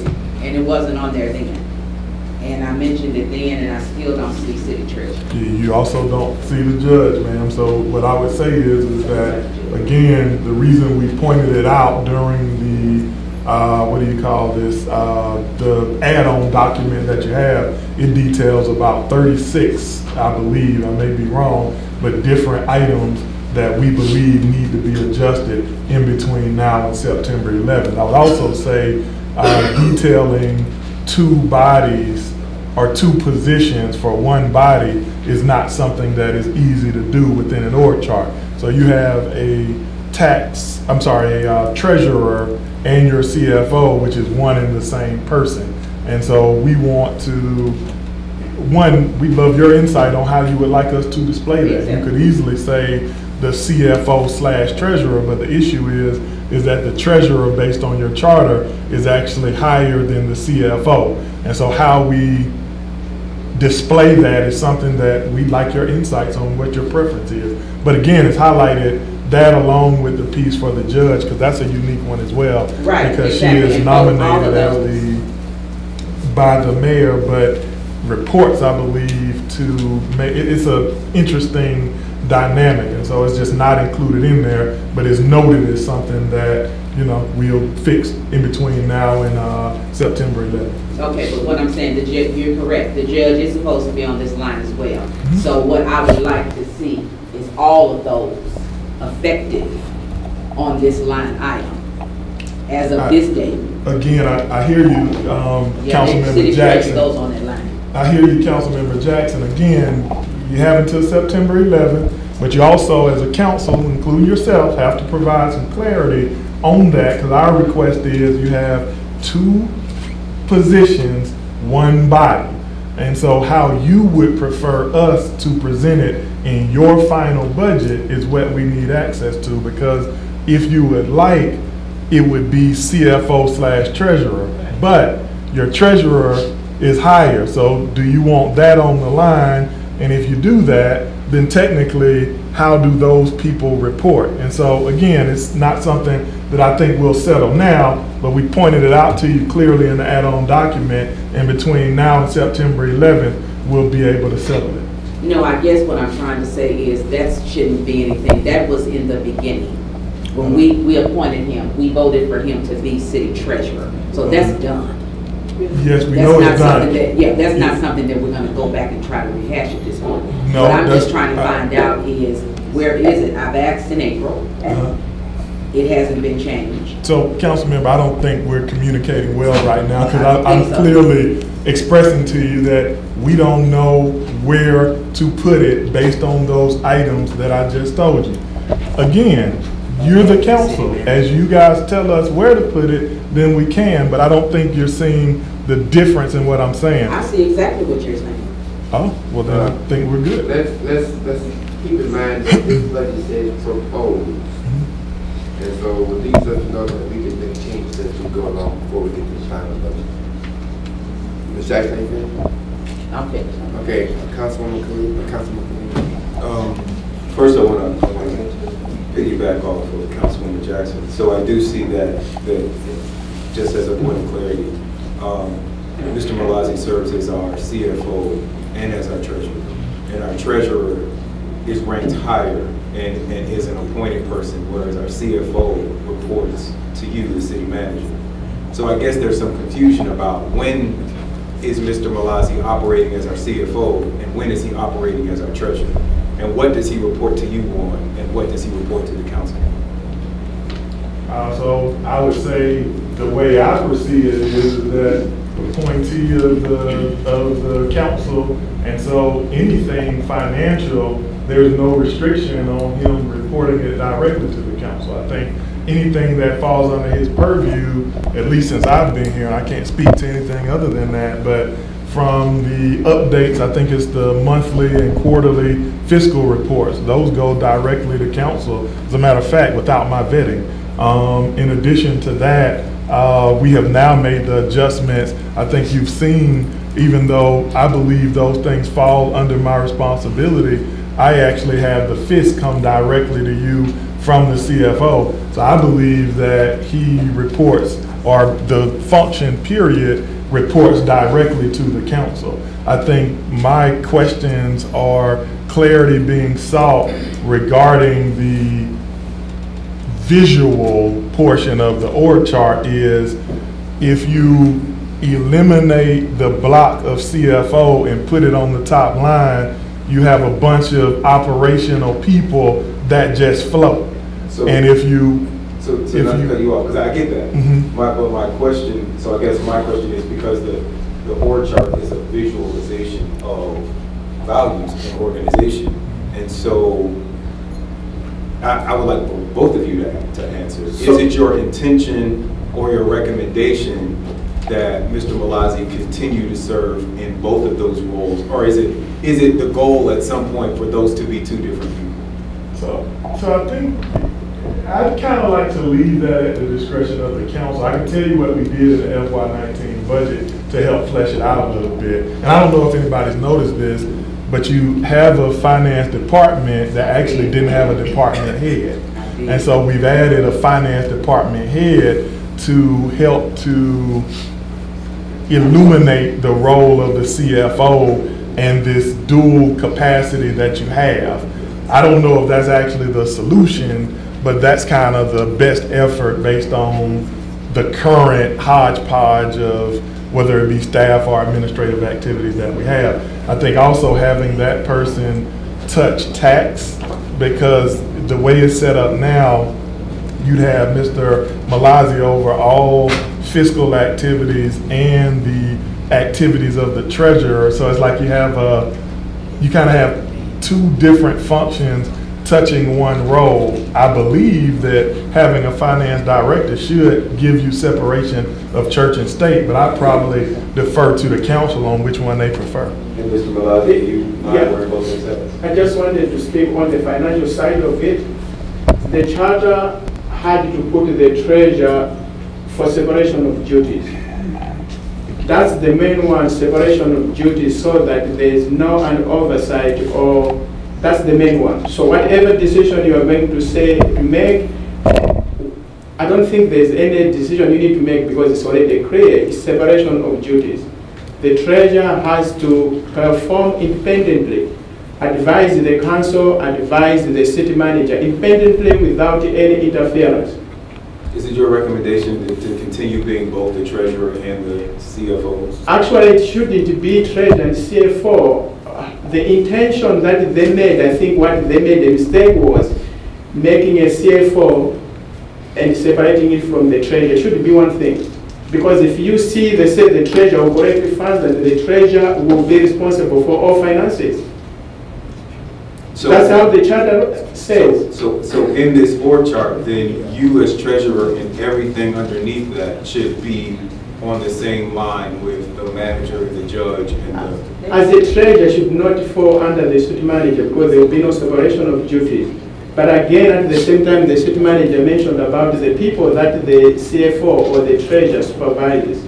How will they be? Because those ones you have HR, you have IT, those ones are directly providing services to the general of the city. Okay. But the treasurer, the CFO, is supposed to be on the appointed line. All right, and then two more questions. This is again for you and the city manager. And this goes back to Councilwoman Willis's questions about the sanitation contract. I had some of those same questions. So is it your intention to outsource that person that would be the liaison between the city and the sanitation company and the tax commissioner? It sounds like you're saying that's not going to be one person, but it might be a firm or a series of people. Have you made that recommendation? What is your recommendation? Sanitation is different. So sanitation, you have sanitation that they will be providing services, and we are going to pay them. Okay? So the money that we get from sanitation, we will get people that will be working paid from sanitation fund. So those ones will be, as she was talking about, those two. So we'll see the need. Do we need 2 people? Do we need 3? These people will be under public works, being supervised by public works, because that's the ideal department that they can do that. So they will be in the public works org chart, not in the... Yeah, they'll be under public works, but their money will be, their payment will be coming from solid waste enterprise fund. All right, and then in this, and my final question is, in this budget, what percentage, I'm sorry, first of all, what is both the actual amount and the percentage of the budget that is in contingency? What's in our rainy day fund? So like today we can't talk about contingency because it's fluid. It's fluid. Now you have a budget of $70 million with the proposal budget. Come September 11th, you will see what the contingency is, because some of the proposals you are going to say you don't want this. Some of those proposals you say we need this one. So we have now 1 point something that we have put it in reserve. We may call it a reserve, but that one will depend on where you go. Right. So, and I'm asking you, before we start moving this money around, what do you suggest that number is? Are you saying 1.7? What are you saying it should be? I think it's in the, I'll get it to you, I'll send it to you. Right. Yeah, I'll send it overnight, I'll give it to you. Before we made that change of homestead, we had about $4 million in surplus. But with that, you know, we lost about $7 million. So all that one went down. So I think we have less than $2 million now. That may be a surplus, and we can't go surplus it until the budget is approved. Thank you. Skill yard? I couldn't agree with you more that we need to be good stewards of the city's limited resources, and we need a transparent process. And so I'm going to move from that to the financial analysts. We need number crunchers now, and we're going to need more number crunchers as the city grows. So I'm hoping at some point in time, I don't see a position there for that, but I'm just hoping that at some point in time you will at least have one, and that will grow. I'm a little disappointed that the grant administration is not centralized anymore, and it's in different departments. And I really thought that it should stay centralized. I think that it would be a better benefit if it were there. And there's two parts of it. And it's unusual to have a grant writer that also does the compliance. And if we have a person that does both, we have the best of all worlds. So I'm just a little disappointed that that was. So those are some of the things that you'll be looking into. Grant was under finance but has been moved. Will still be city employee. It depends on what that person will be doing there. But if you need a still centralize and give that one, because they will need grants in order to where that position is. So as we go by, we'll be reviewing it. If you add additional one that you still want in addition to what we have, that will be up to you. Or the one that has already been assigned to that department can still be citywide. My last question is the audit budget of $75,000. Is that standard for our size? So that one may not be enough as it is, because we have more services now and we have more, the auditors have to do more. But we are having a cushion to that 275. So if we cannot have enough from that 75, we may be having some cushions from professional services. But we'll keep you posted. You will be the one that will be approving the auditors and how much they will be charging us. Okay, thank you. Okay, Ms. Willis. And so compliance, I will tell you, is going to be very important, because as we transition departments over from the county, a lot of things that I found holds, discrepancy in when I questioned one of the things that they said they didn't have anybody that was responsible for compliance. So not only do we need somebody dedicated for compliance for procurement, but we need someone dedicated for compliance when we get grants throughout the city. I would like to ask our city attorney to defer to our charter and opine on how, what the charter says, how we should structure in reference to the treasurer and CFO. And if there is any ambiguity in the charter, then that is something we may need to go back to the legislators to define. But if possible, can you opine on how we should structure? Yes, so the way you structure it is your discretion. However, I think what they're trying to convey is that you have 4 positions that are appointed by you. And by that appointment, those positions answer to you directly. And that would be the city treasurer, the judge, the city attorney, and the city manager. And I think what was communicated by Mr. Malazzi is that he wanted the amendment to include his name within that appointment line. So whether or not you put his name within that appointment line in your budget is your discretion, but it makes sense to put it there since he is one of those 4 appointed positions. Now, as far as whether you're going to have a separate treasurer or CFO, that's your discretion too. The charter doesn't say that the CFO has to be separate. It doesn't say that they have to be consolidated. You do have the ability under your charter, however, to merge those positions. So if you don't want 2 independent positions, then my recommendation would be to merge those. So what are cities of our size? What do they typically do? Do they have an appointed treasurer and then a CFO that falls under the treasurer? Do you know, or is that something you have to research? Yeah, I would have to just look to see what the other jurisdictions do there. Okay, Ms. Brown. I think I want to echo a couple things I've heard. Councilwoman Gilliard is absolutely on point. We do need an independent person to deal with grant compliance. I don't know, we would like some insight on how many. I know we have state fair grants and some others, but really what does that volume look like? Because I do think,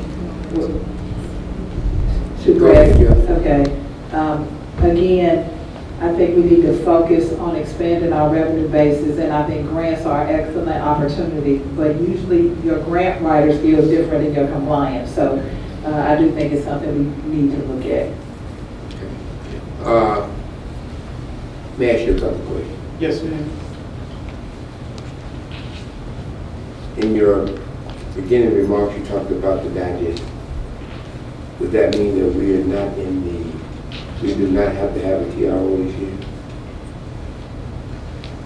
So the couple, maybe 2 weeks ago, I sent you an email following what happened with the Fulton County that they would not file the tax digest to the state because you had more than 8% people, they protested. With that, that means they could not. So the county was coming up with the two alternatives. Either we were going to bill our 2018 tax bills at last year's rate. That means those assessment increase were not to be included. Or the other alternative, instead of budgeting or billing at 100% 2018 tax digest, would only bill at 85%, just in case it does it. But the judge today has granted Fulton County that they can go ahead temporarily. They can go ahead to bill at the 2018 tax digest rate. So let me see if I understand. The answer to my question is no, all right? That's correct. Okay. But you say they can bill at 100%, but you use the word temporary. As of now, that's what I'm saying. As of now, that's the temporary. As of now, they can bill it unless it has been challenged.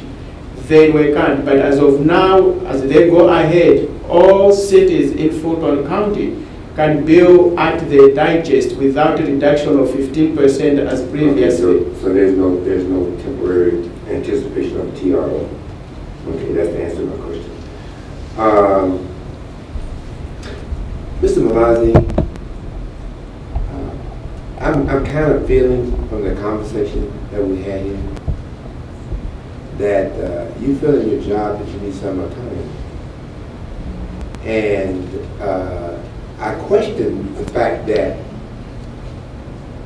if that was the case, then why haven't we had this conversation before?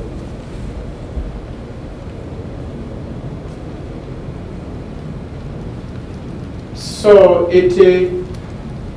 just 2 weeks ago, about less than a week, they may be having some financial issues where I have independently to decide without thinking that the mayor will say, go this direction.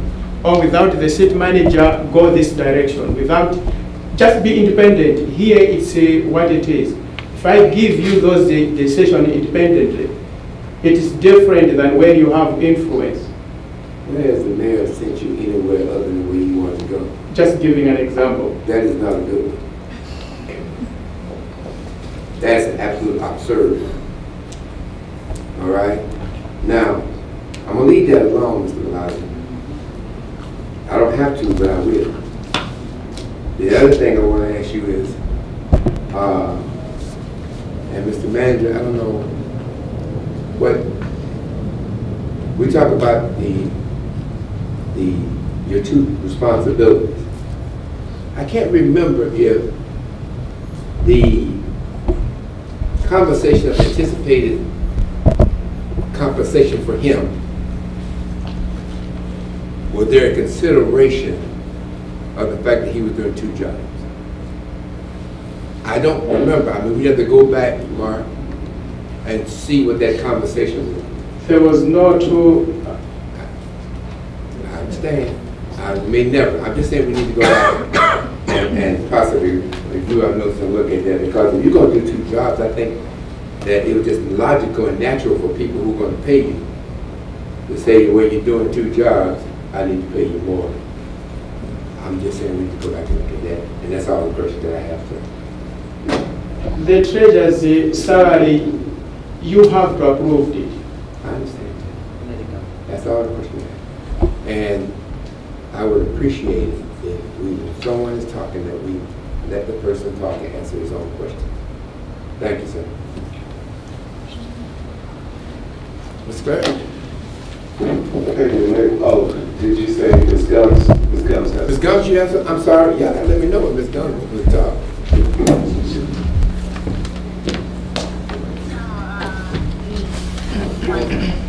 I have a few questions that I'm really trying to get an idea of what's really happening here. We've been operating like this for the past so many years or so. What is it now that has caused I guess the issue of whether or not Frank is doing 2 jobs or not?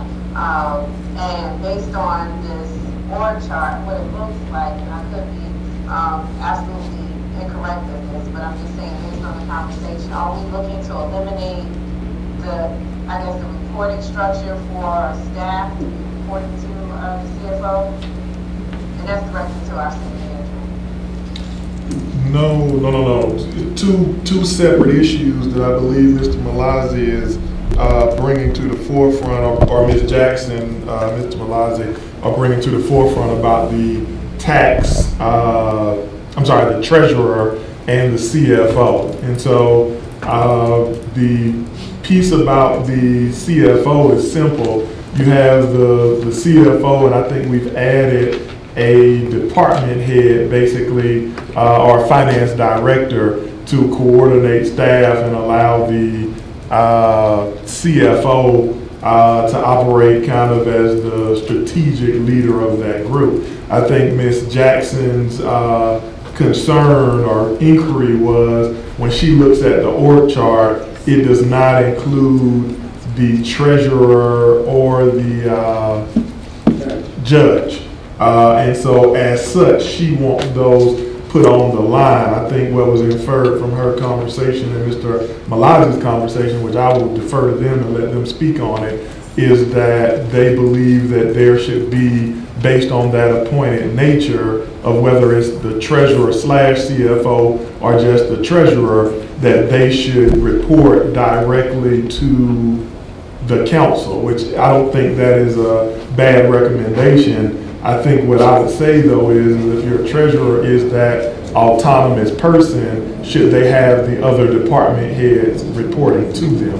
And so that is something that I think the council has some flexibility on, and I would withhold any recommendation. I would leave that solely to the council to decide. Okay. Mr. Clerk, your next department is police.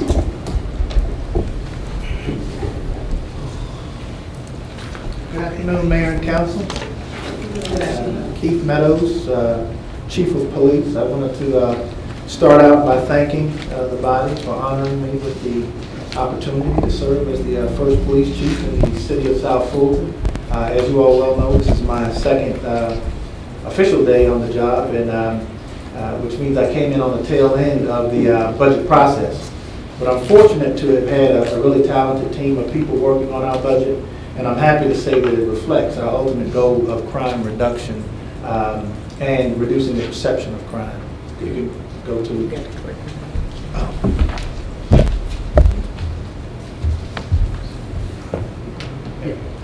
Okay, as you see, our first goal is to reduce crime and the perception of crime. One of the things that we're working on doing right now are citizen surveys to see what the perception of crime is. As I go out and I talk to different citizens throughout the city of South Fulton, our crime numbers aren't nearly as bad as the perception. So I think with our working with our partners, Jolene Butts-Freeman, trying to get more positive stories out there about the different strategies and so forth that we're trying to put forth. I think that'll help in that regard, but then also understanding the citizens' concern about the perception of crime in our communities. And so as we begin to look at our different strategies, I think what's most important is as we begin to look at those surveys, taking the values that's coming out of those surveys and putting our police resources around those. Our next goal is to create a robust recruitment and retention program. Right now, we're in the process of trying to streamline our recruitment process. As you know, we have quite a few vacancies to fill, and so it's important for us to sit down and try to look at ways that we can create efficiencies in that regard. We're looking at also trying to add to our recruitment staff so that we can try to get people through in a more efficient way. And I'm going to talk about the skill set that we'll be looking for a little bit later on, because we're looking to get more towards an intelligence-driven policing model. And so as we go down to our third goal, we're looking at E911 response times. That's another thing that I've heard constantly as we talk to citizens. They complain about our response times. We certainly want to bring those more in line with what the national average is, and we have some strategies in place to try to help address that as well. The next goal is to pilot our body camera program.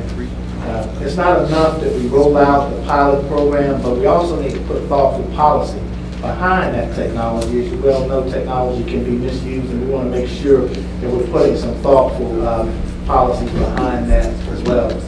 We're going to develop a CompStat model about crime fighting strategies. I don't know if you're familiar with that, but it's basically just computer statistics where we sit down and we look at where our crime patterns and trends are, and as a command staff, we'll sit down and discuss those well, at least weekly, to try to figure out if we're putting our people in the right places and at the right times. As you see in our capital expenses, we're looking at rolling out a K-9 program.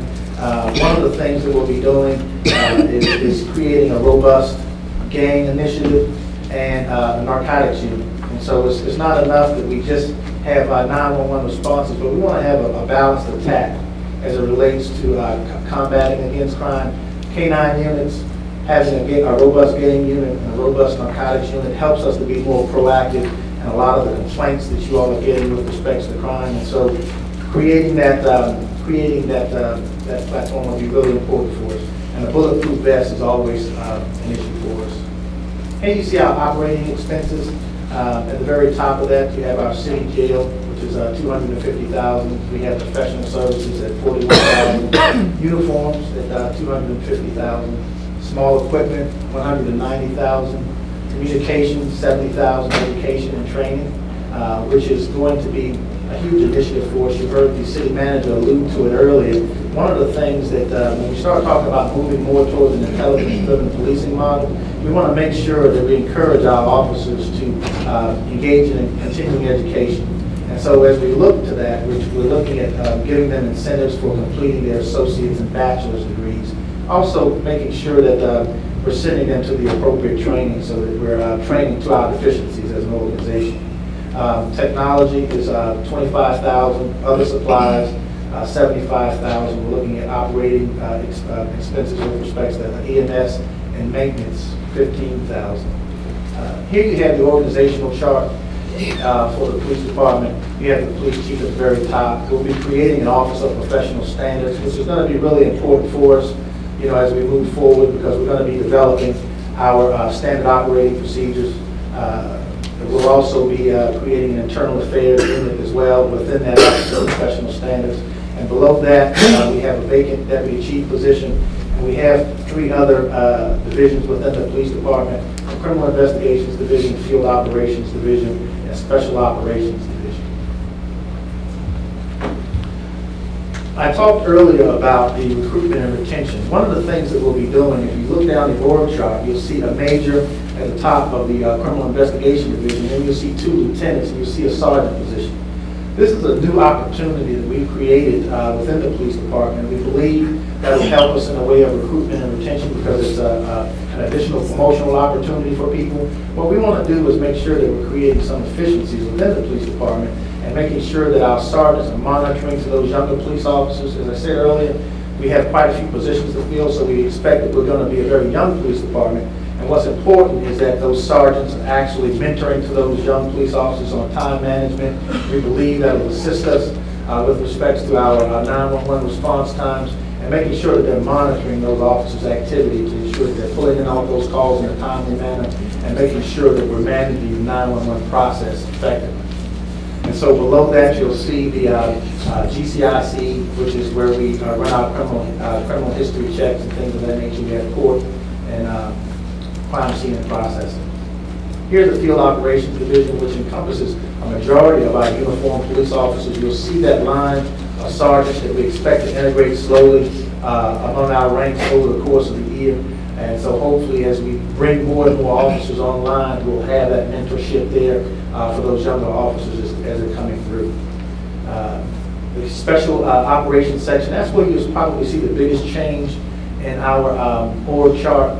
We have a special operations section which includes SWAT. It will encompass our gang unit and our narcotics unit. We're expecting to add a significant amount of resources to both of those so that we can take a proactive approach to our crime fighting strategies. And then on the other end of that, you'll see background and recruitment and crime analysis.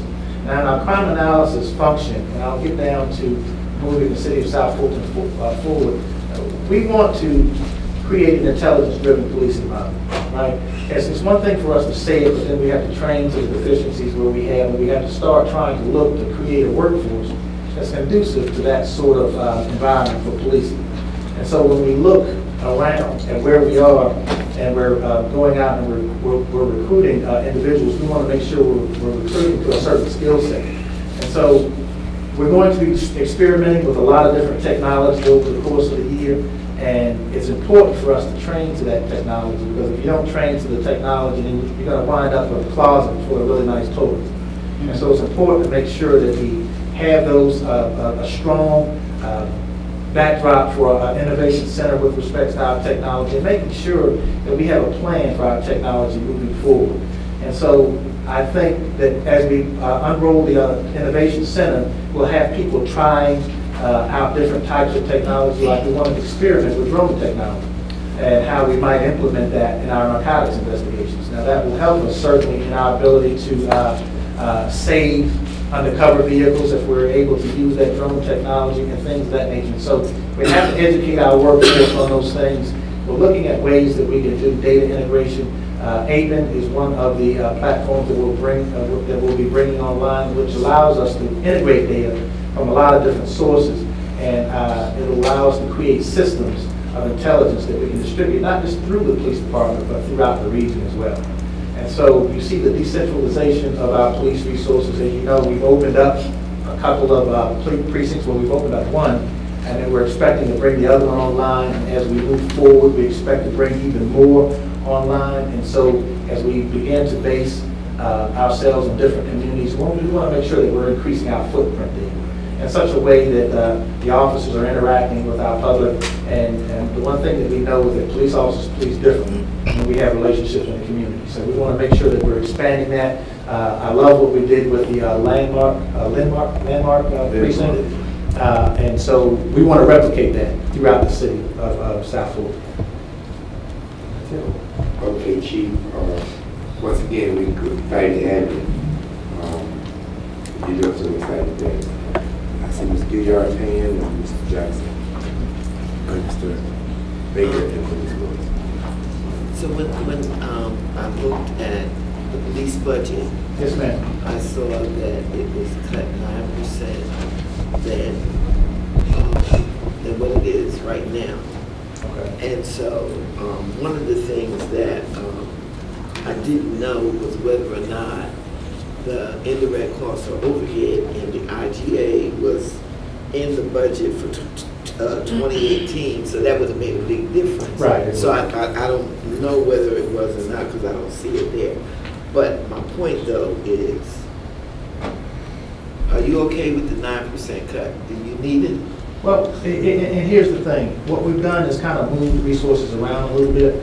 It's really important right now for us to try to create some efficiencies in the police department. We've increased our civilian staff right now in an effort to try to get more police officers out from behind the desk and put them back out on the streets where they need to be.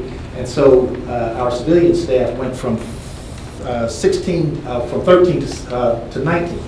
And so that increases that, and that allows us to free up a lot of those positions. And so as we began to roll the sergeant position out, what we can do is look at best practices to make sure that those supervisors are monitoring those people, making sure they're getting in and off the calls, and that'll give us a better sense of the amount of personnel that we'll need moving forward. See, what's important for us now is to get a good sense of where we are as an agency and creating those efficiencies. You know, one thing, talking to the chief that I thought was very interesting, and on that line, he said he turned some things down, some money down, because he said if he had gotten it, would just been sitting there, because he wouldn't have the time. to get what you need. So I think that's very appropriate for you. You don't hear that all the time. Right, right. Well, and also you want to make sure that, like I said, I don't want a closet full of nice toys, right? So we need to make sure that we're building the skill set that we want within our organization. And we're still a baby as a police department. That's true. And so we have to take baby steps to get to where we ultimately want to be. Thank you. Okay, Mr. Baker. Thanks, Chief. Excellent report, and I think that it's ingenious, the creation of the line for sergeants.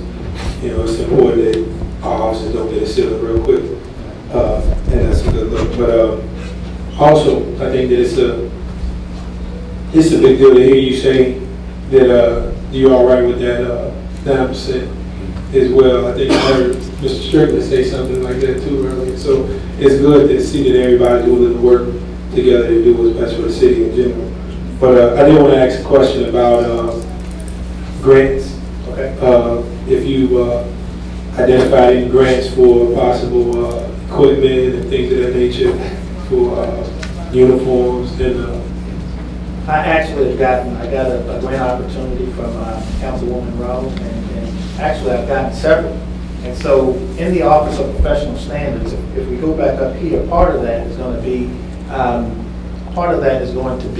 looking at grant opportunities to make sure that we're implementing best practices, and also that we're taking advantage of those opportunities that are out there, so that we can, and we haven't really explored that to the degree that I'm happy with so far. And so as we move forward, we want to look at where we're deficient in other areas and ways that we can try to bring those resources to bear within the police department. And so my expectation is that that will take place in the Office of Professional Standards. And my second question, last question was, have you or do you know if there's a possibility to do a survey or audit on the expiration of the bulletproof vest that the officers have currently? There is, typically they have a life cycle of 5 years, and so as we sit down and we examine the ones that we have, I know that some of the officers came over with theirs, and then we have to look at, if we hire a considerable amount of police officers, then we have to also be prepared to purchase a brand new vest as well. And so I know that that bulletproof vest grant is out there. I've utilized it in the past, and it's been a very good tool for us, and so that's something I've asked them actually already to look into that. And I think we missed the budget, the grant deadline for this year, but I think it's coming up towards the end of 2018. And so as we apply, we certainly want to make sure, and we're a very good candidate for that because we're such a young police department. Thanks. Well, Councilwoman Willis, you were next. Okay, and you, Councilwoman Lee. First, let me say I know that officers get first preference for retired K-9s, but I would just like to be put on the list. You want to do? Okay, absolutely. Yes, I got to get a fence built, but you know I should have them by the time. Okay. Yeah, I want the dog, but they're retired. Yes, yes. So I know that you are fairly new to our department. I'm not sure how much. How involved you were in the creation of this budget. So I want to ask you a question I'm asking everyone. In your opinion, does this budget and the award chart reflect what's best for the department and the direction it should be headed? You know, I know it does, because the city manager gave me the opportunity to opine on the budget over the course of the past couple of weeks. We talked about a few things, and ways that we would like to see the organizational structure change, and things that we would like to see incorporated within the police department. And as it was mentioned earlier, there were some things I felt that we should hold off on so that we can integrate other things into the budget to try to create a more sound structure for the police department as we move forward. So to answer your question, absolutely. Awesome. And I've talked about this a lot about lower use of force complaints for officers that have degrees. I'm wondering, does this budget contemplate graduated starting salaries for officers that have 4-year degrees? Well, the one thing we built in this year was incentives for people that complete their degrees. Now, ultimately, I would love to see us start to explore that so that we can give incentives on a more permanent basis for people who have their degrees. I'm a huge fan of education. One of the things that we're looking at right now, and I just finished doing it with another jurisdiction, is bringing us online with the state's use of force database. They just created one, and so it would require us to report all use of force incidences that occur within the city of South Fulton. You know, in the spirit of transparency and in the climate of policing now, I think that's an essential step for us as an organization to be transparent right now from the very beginning and moving forward so that the community understands that, you know, we're taking that sort of thing seriously. Awesome. Two more questions, org chart questions. One is, I didn't see on the org chart like a community liaison person, and I'm wondering who that, and my assumption is that person would also liaise with the Citizen Review Board when we have one. We don't have one yet, but I'm sure we will have one. Okay. Just your thoughts on it. Well, here, right in the Field Operations Division, you see the Community Policing section, and I could talk to you about my long-term vision for that. In the back, we have Captain Cotton Toops, and the community loves her. Yes. And so one of the things that we talked about was having a community police officer in each one of the districts and being able to coordinate some of our law enforcement efforts around some of the problems that each one of the districts is having. And so what we'll be doing moving forward is you'll be getting a call from our community policing section about sitting down with different police officers to interview you, just to make sure that they might be a good fit for that particular district, so that when we look at code enforcement issues, when we look at crime fighting issues, when we look at a lot of the social issues that's happening around your respective jurisdictions, those people will be responsible for creating plans of action for the police department so that we can kind of unroll those in our weekly ComStat meetings. And I know you've sat in on a couple of those meetings before, so you know how they go. What are your thoughts about chaplains? I love the chaplaincy program. I think with a lot of, and we were talking about this yesterday, with a lot of the social issues that's taking place with our youth, I think that it's important. When I went out to Chestnut Ridge, I think yesterday we talked about the need to have chaplains that come out and reach out to people and create ways for us to reach out to our community in a more meaningful way.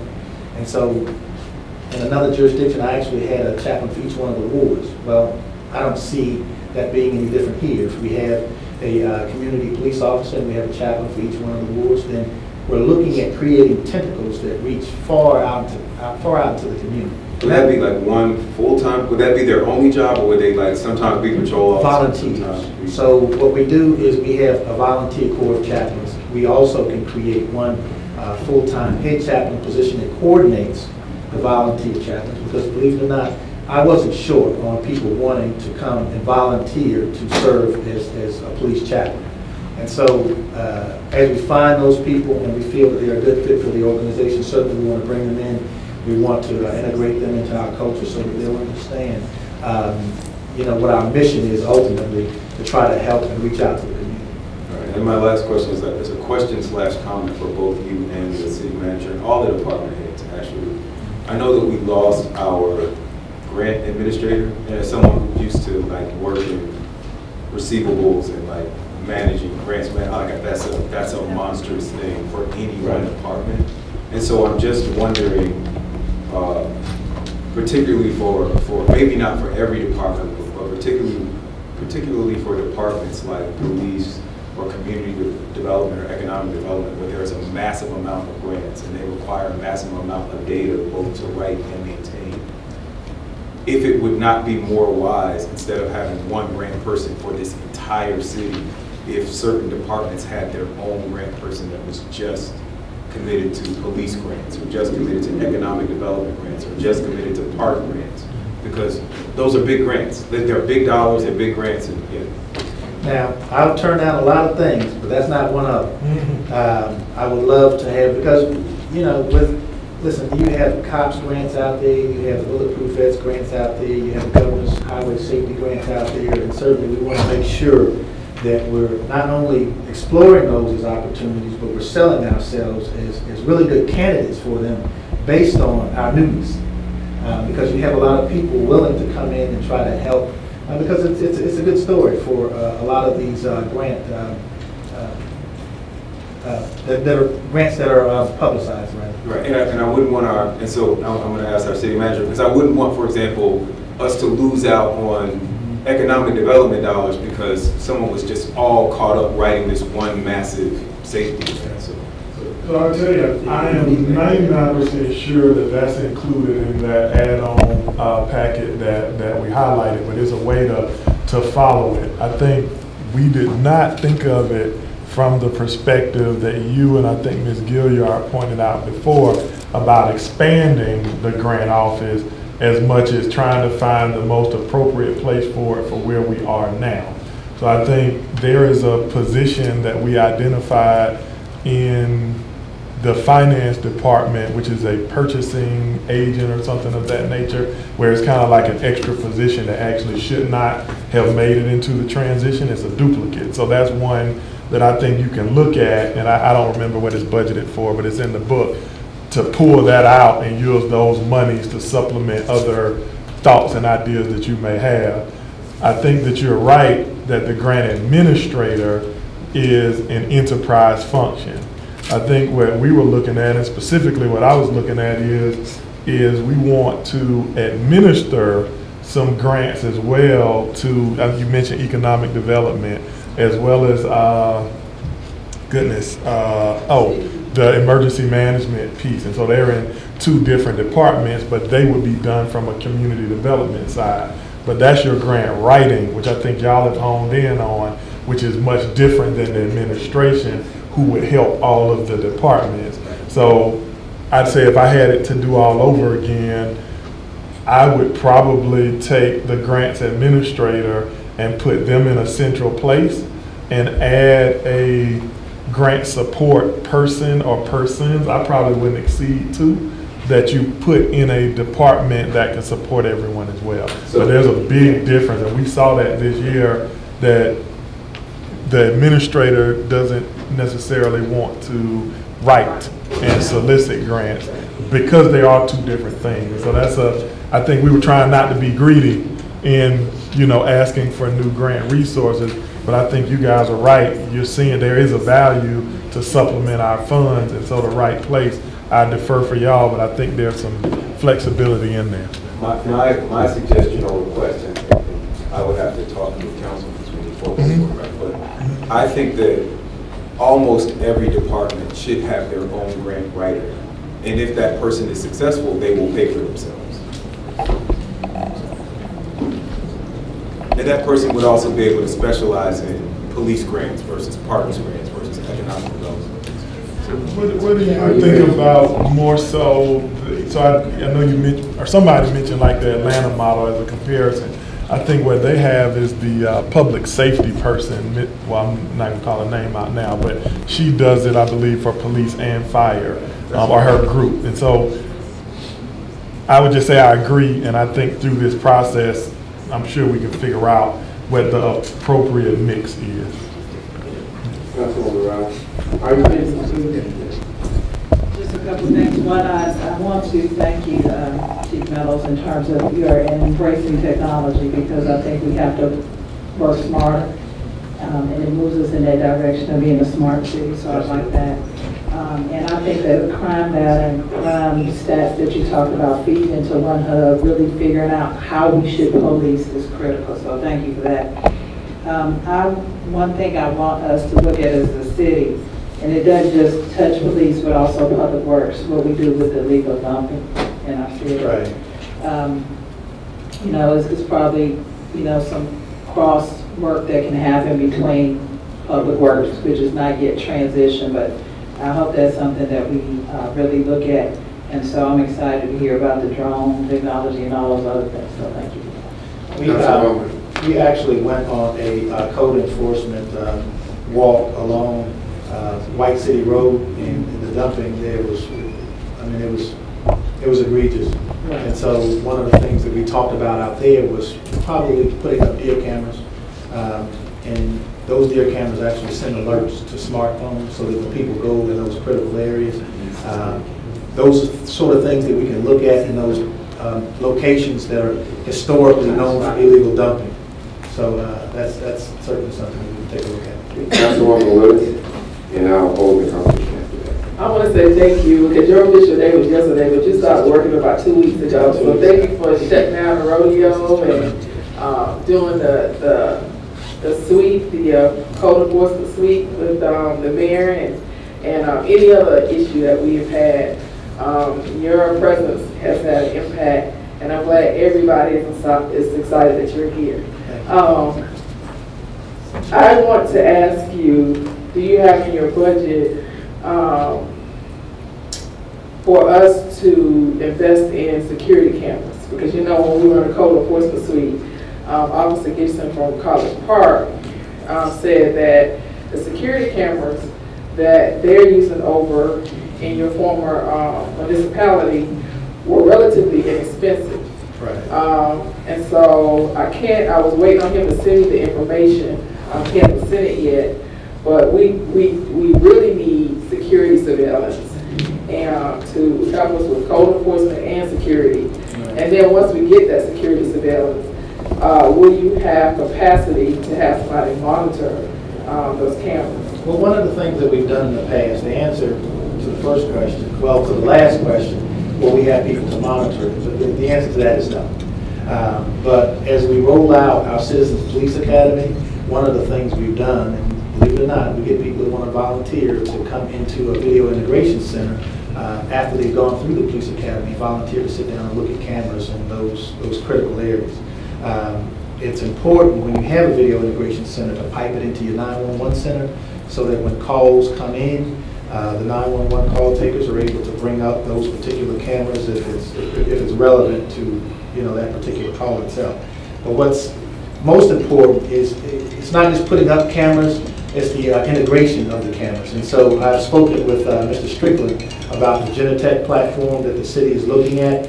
That's, if you don't have an enterprise platform with respect to Genetech, putting cameras up is not going to do you any good. So you really have to lay that foundation for camera integration, and that's one of the things that we have to take baby steps towards, because ultimately I envision us having a video integration center. It costs a lot of money, and if you have it, you're going to want to put layers of analytics over the top of it, because at that point you want to get the maximum use out of those assets that you have, out throughout the city. And so those are the sort of things that you have to do in layers and in steps, because if you don't have the right plan for it, you're going to go back to the closet full of toys again. Thank you, G. Mr. Clerk. Thank you, G. The next item is a new name, Community and Regulatory Affairs. Mr. Mayor, we're going to make it, we got work session. I know we got that, but this is like Councilwoman McGee asked one more time from the department heads for presentations. I think that we can get out here, we can be in executive session after 6. Okay. Go ahead. Well, good afternoon, Mayor and Council. I am Shayla Reed, and in respect for time, I will try to go very fast for you tonight.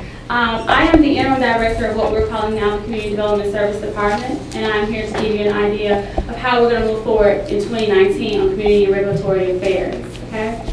So just to kind of give you a brief description as to who I am or background, I have served as a planner in the South Fulton region for over 12 years, and I have been a South Fulton resident for over 8 years. So I'm pretty proud to be here and serve you in that capacity. I'd like to kind of give you an idea as to what community and regulatory affairs is. So community development services, it has the same focus that it once had with community development services.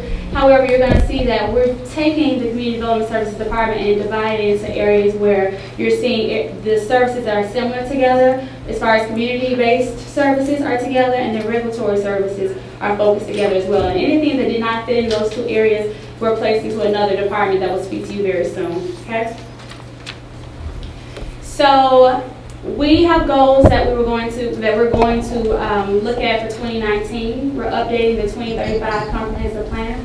We're pretty excited about that. We've met with a very large majority of you all with great comments and great opportunities of edits, and we'll have that information back to you very soon as to how we're going to assist you in making those edits.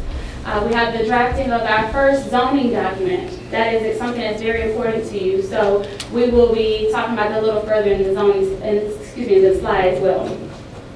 Tonight you'll be speaking on the nuisance abatement ordinance. So we thank you for that. That is something that code enforcement would need to further their endeavors in allowing them to enforce more codes and having an idea as to how we're going to move forward with code compliance and some of the things that you're asking for us to have for code enforcement. So you'll see that that's something we'll discuss later, and we thank you yet again for that. The one-stop shop permitting process. That is something that Community Development Services has started with, and we're going to further that with Community and Regulatory Affairs. As you know, for a one-stop shop, literally it's just that. When you're coming into City Hall, we want for you to be able to have everything being processed at the same counter. Some municipalities, you're having to go to several buildings, several floors for a permitting process, but we are very proud to say that we have one counter that allows you to see a fire marshal for your fire marshal inspection, a planner for anything that you're needing to know in regards to zoning and so forth, and then the same for permitting. So we're pretty proud of that. Code enforcement education program, we're seeing that a lot of the code concerns are lack of information and knowledge.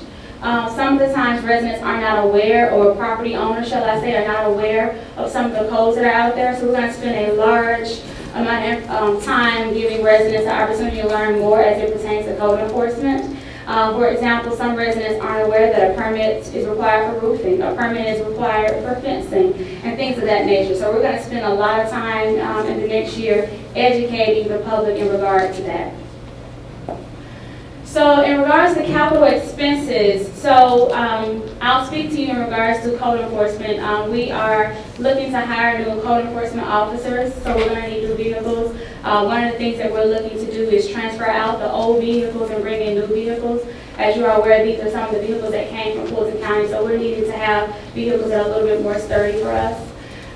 In the IT capital budget, you'll find that permitting software is something that's being mentioned. Well, we're needing to have a permitting software for our department. As you are aware, we do not have a permitting software. We have managed very well without it, but it's definitely something that we need. It will allow for an applicant to come and, well, more so use this software from their phone, from their computers at their desk. It'll allow for them to have access to us literally worldwide without them having to come to the city. So that's definitely an economic development endeavor that we're looking for. So really quickly for operational expenses, you'll see that operational expenses are very similar to what they were in 2018. I will note for the professional line item, 550 of that will be moving to Destination South Fulton, and that amount is because there is a building inspection line item that will be going over to that division or that department, and so that money will then be reduced. And then for grants, you're seeing that we will have for cameras and emergency management.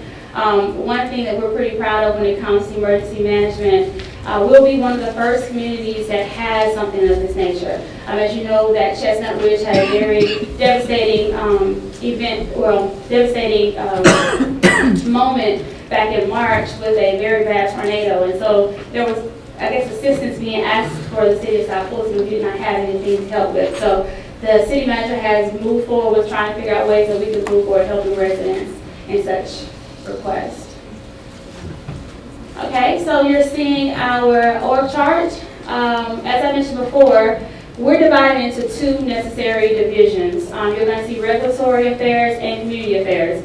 Community affairs is going to be where our planners, grants, and animal control will be located. And then you'll see the regulatory affairs that has code enforcement, engineering, land disturbance, and zoning over in the areas where there are necessary code requirements. And then, of course, there's an administrative side that assists us in handling the administrative side of this department. Okay, so we are extremely excited to tell you about the great things that we've done in 2018 to assist us in moving forward. So we've had our first business license process in 2018. We're pretty proud that we have successfully carried that out. We started out with a low number at first, only because some businesses did not know they were in the city of South Fulton. We went out and had inspections for at least 60% of the business community. Residents have been made aware of where to reach us, how to get in contact with us, and how the process works. So that is the very first thing that we have done with business license. I'm pretty proud to say that we completed that pretty successfully. Building permit revenue process, we met our revenue in June 2018 for the entire year. We had 3 more months left to go, and yet we still met that revenue. That is a very proud mile marker for us because that was something that shows that we're developing in South Fulton. We're doing pretty well. In regards to zoning and future land use, I'm extremely pleased to say that we received our QLG status, our qualified local government status, that is only granted to communities that have had an adopted comprehensive plan. And that QLG status grants you the opportunity to apply for grants. I know that was just recently a discussion, but because you have this QLG status, you're now eligible for local funding that you might not have been eligible for should you have not had an adopted comprehensive plan. So kudos to you for that adoption. And then next, of course, the zoning resolution. We have heard your concerns about the zoning resolution. We have the same concerns as staff. This document was adopted in 1955. It's over 60 years old. It has been amended several times. It has a lot of conflicts inside, and staff has had a number of concerns regarding this file. And we're excited that you are taking the initiative to have this file being drafted for the City of South Fulton with the initiatives that you have, so that we can all be on one accord when it comes to council and staff. Your local issuing authority, your LIA is something that's granted to you by the state. Your city engineer needs this LIA to review and approve land disturbance activities. Once we have an erosion ordinance adopted, once we allow for them to see the number of activities we've had with land disturbance, and we've assured them that we have the necessary staff, that LIA will be granted to us. And that's something that we will be required to have in order to review site plans. So we're working to have that done within the next few months, actually. So that's going to be sooner than later. We're going to continue emphasis on code enforcement. As I mentioned to you before, we're looking to have certain software and opportunities for us to expose or to present to residents and property owners to allow for them to understand what code compliance is. I know you all may have noted or may have seen or not, but I'm proud to say that we're seeing lesser amount of code complaints than we started. We're doing very well, and I'm proud to say that we're moving forward in that initiative and trying to get code more so in compliance than not. We're excited about the 311 platform. So I know you all are aware of that, but for those who are not aware, that 311 platform allows for there to be an app downloaded to phone so that if you're out, say you're seeing a pothole, or you're seeing a deceased animal, or you're seeing trash in an area, you're allowed to use this app to literally take pictures, send it out to the software. The software then sends it back to us at City Hall, and we then assign someone to come out and inspect that information, well, inspect your complaint or concern. And then from there, we're able to allow for you to go back and allow that to be information shared with other residents and visitors throughout the city. And then you can also check the status of it and information from that platform. I'm sure there will be an opportunity for us to learn more about that very soon. I mentioned the permitting software that's coming to you. And then, of course, there's grant opportunities that I mentioned to you in regards to the emergency funding opportunities. Any questions? That does complete my review. Mr. Reed, I have Mr. Khalid, Councilwoman Willis, Councilwoman Lee. So the first question is the same. You've been with us since the beginning. In your opinion, does this budget and the org chart reflect what's best for your department and the direction it should be going in? Absolutely. One of the things that I found last year when it came to community development services, there was a bulk of work being done. It didn't allow for there to be a more focus on some of the areas that pertain to regulatory affairs or things that we should have spent more time into because it was just bulk together. I think this new change will allow for those who gear more towards whatever their focus is, whether it be economic development, whether it be advancing permitting and so forth. It will allow for us to focus in our significant areas and advance that. So yes, I definitely believe it does work. Awesome. Do you have a timeline for when we might start going through the zoning resolution? So we are working on that now, actually. We're working on speaking with the finance department and working on understanding the information that's needed to move this forward. We're hoping to have this completed within the next few weeks of having, an idea as to who will be or how we'll move forward in having this file done. So we're moving faster than not. Okay, two quick recommendations on the passage because I know we're short on time. One is that I would just ask that we look at purchasing Chevys instead of Fords. I know they have more reliable transmissions in my experience. So,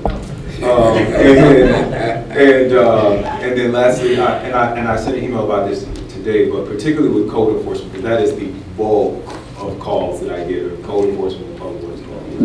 And I talked about how on my website there's a place to upload pictures and make a code enforcement report. But what I would really like to see, and I'm so glad Mr. Strickland is in here as well, is that when people are making those code enforcement complaints, that they're able to see all of the other complaints that have been made about that property. Because a lot of times people think that we're not listening or we're not responding or they didn't get my complaint. And right now it takes a lot of legwork between myself and my legislative specialist to go back and figure out, has this property been reported before? Has it been reported for this actual instance?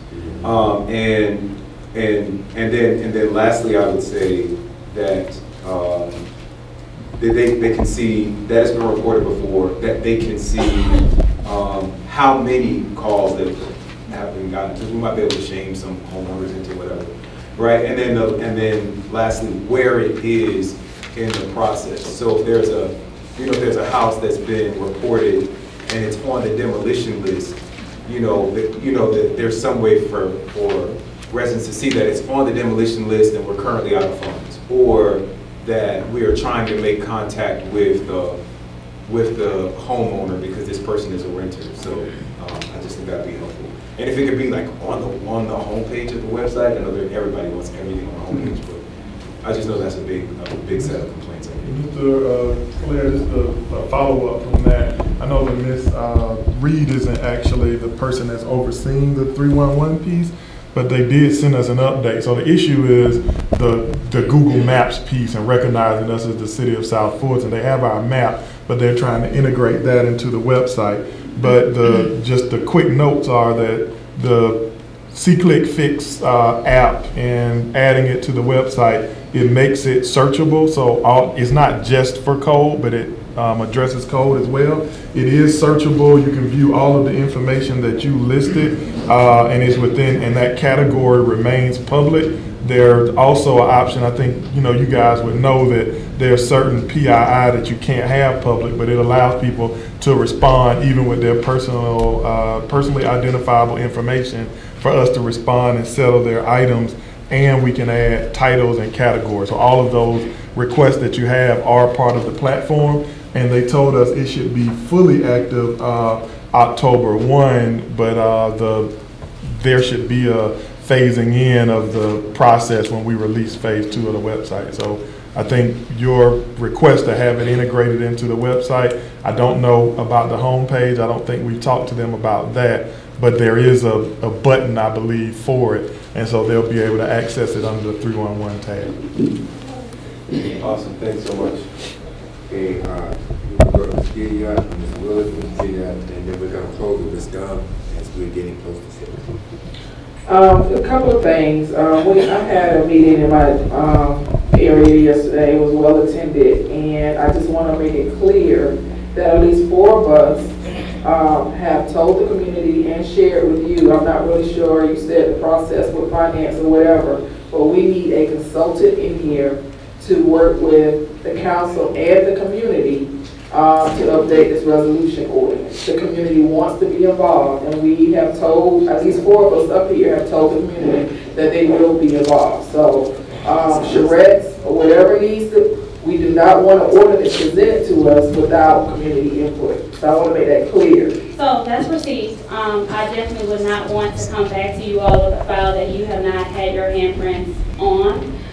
This has to be a file that works for you, otherwise we would be in the same position we're in now. So that's received. Because there was some miscommunication with the comprehensive development plan, so I don't want that to happen with the ordinance. I heard. Thank you. The other thing is professional development.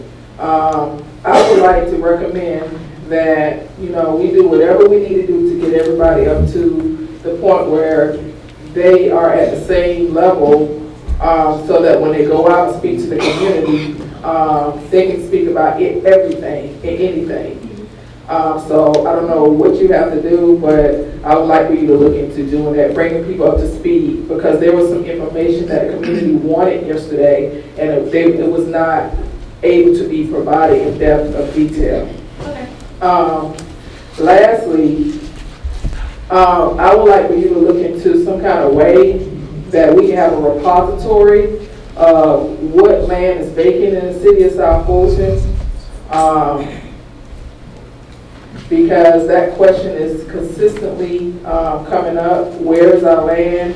And also, whatever information that can be shared about what's being developed in the city of South Fulton. I know that's important because that question came up a lot yesterday. Their question was, we pay planners to plan our city, so they should know about every development that's happening in the city. Thank you. All right, Ms. Gilliard. Hi. I have a couple of questions. One of them is, do we still have Abbott as a contractor? Yes. Will we have them next year? We have placed money into the budget to work on continuing that service. Okay, I just wanted to make sure of that. So let's go back to the 625 that is currently in the budget that I'm looking at, but you said that most of it was moved over to economic development and that it would no longer be in your budget, correct? And that would leave, what, about 75,000 in your budget? Yes. And that would be for whatever contractor,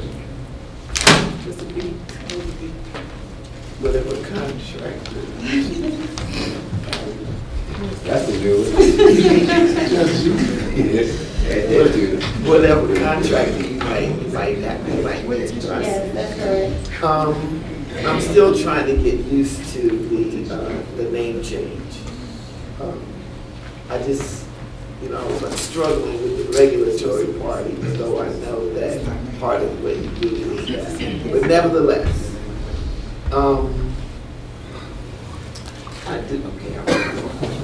but I do think that the permits people need to still be under community and regulatory affairs. Because that's what they do. I think that's all I have. So, and if I can add something, this is all a proposal. We understand. Okay. We know. Yeah. Okay. Ms. Gums, go right ahead. I think most of my questions were answered, but I do have a question regarding the interim director position. Is that the same as the HR director position, or is that a position more common? Mr. Matt, you want to answer that? So that request, I believe, has also been submitted and has not been reviewed yet, but I think I'm comfortable making that recommendation. But I would also say that in this piece, I think we did omit from the explanation that the intent is to have the director spot remain the same, but Mr. Pike will mention, that's right, Mr. Pike will mention that also that secondary position was reduced into a manager position that focuses on business retention, attraction, and I don't like to call out vendors, but that 550 that Ms. Gilliard mentioned, that's an existing contract that would move and that would be under their responsibility. So that's an existing contract, and I just don't want to call out the vendor, because if you have to re-procure it or something of that nature, you don't want to give the impression that you've already made a decision. Quick question. In terms of permitting, does your department handle permitting for the whole city, no matter what the issue is?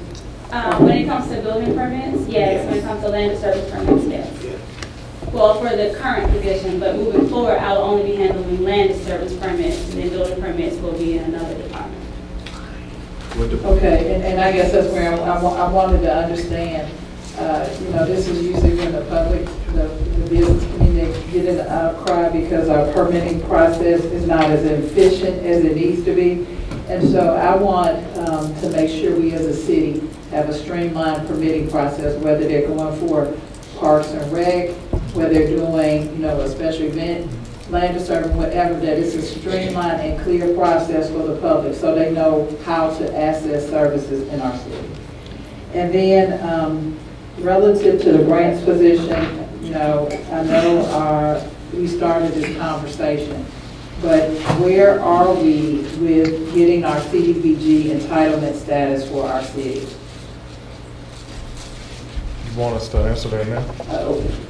It doesn't have to be now, but I really want to answer at some point because, you know. I think we can touch on it and follow up in detail if that works. So I think we've already kind of reached out and had some conversations, got a commitment from a former colleague at DCA who is willing to help walk us through the process.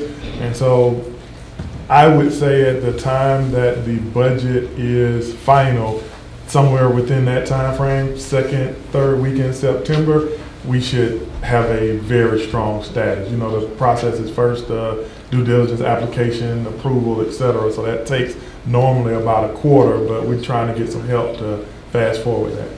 Yeah, I do appreciate this because I think all of this leads us up and prepares us as we get ready for the 2020 census in terms of being recognized and understand what our borders are. All of this is interrelated. So I'm glad to hear that we're report on that. I think your question too will, that helps to shed light, or maybe for others, why we are looking to move that resource under community and regulatory affairs, because if you get that CDBG funding, you have to have the infrastructure for it, and it's fairly new for us, and we don't know what that infrastructure requires.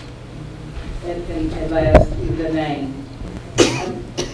I don't know, it seems like development should be in here as a community development, regulatory affairs, because it's kind of confusing. It almost like you might be dealing with community relations versus development. Again, making it very clear how to access services in our city. So I would ask you to look at that title. Well, again, I think it's just a proposal, and I think the way that we're trying to push it forward is to really make sure you've got two big focuses there and align it appropriately.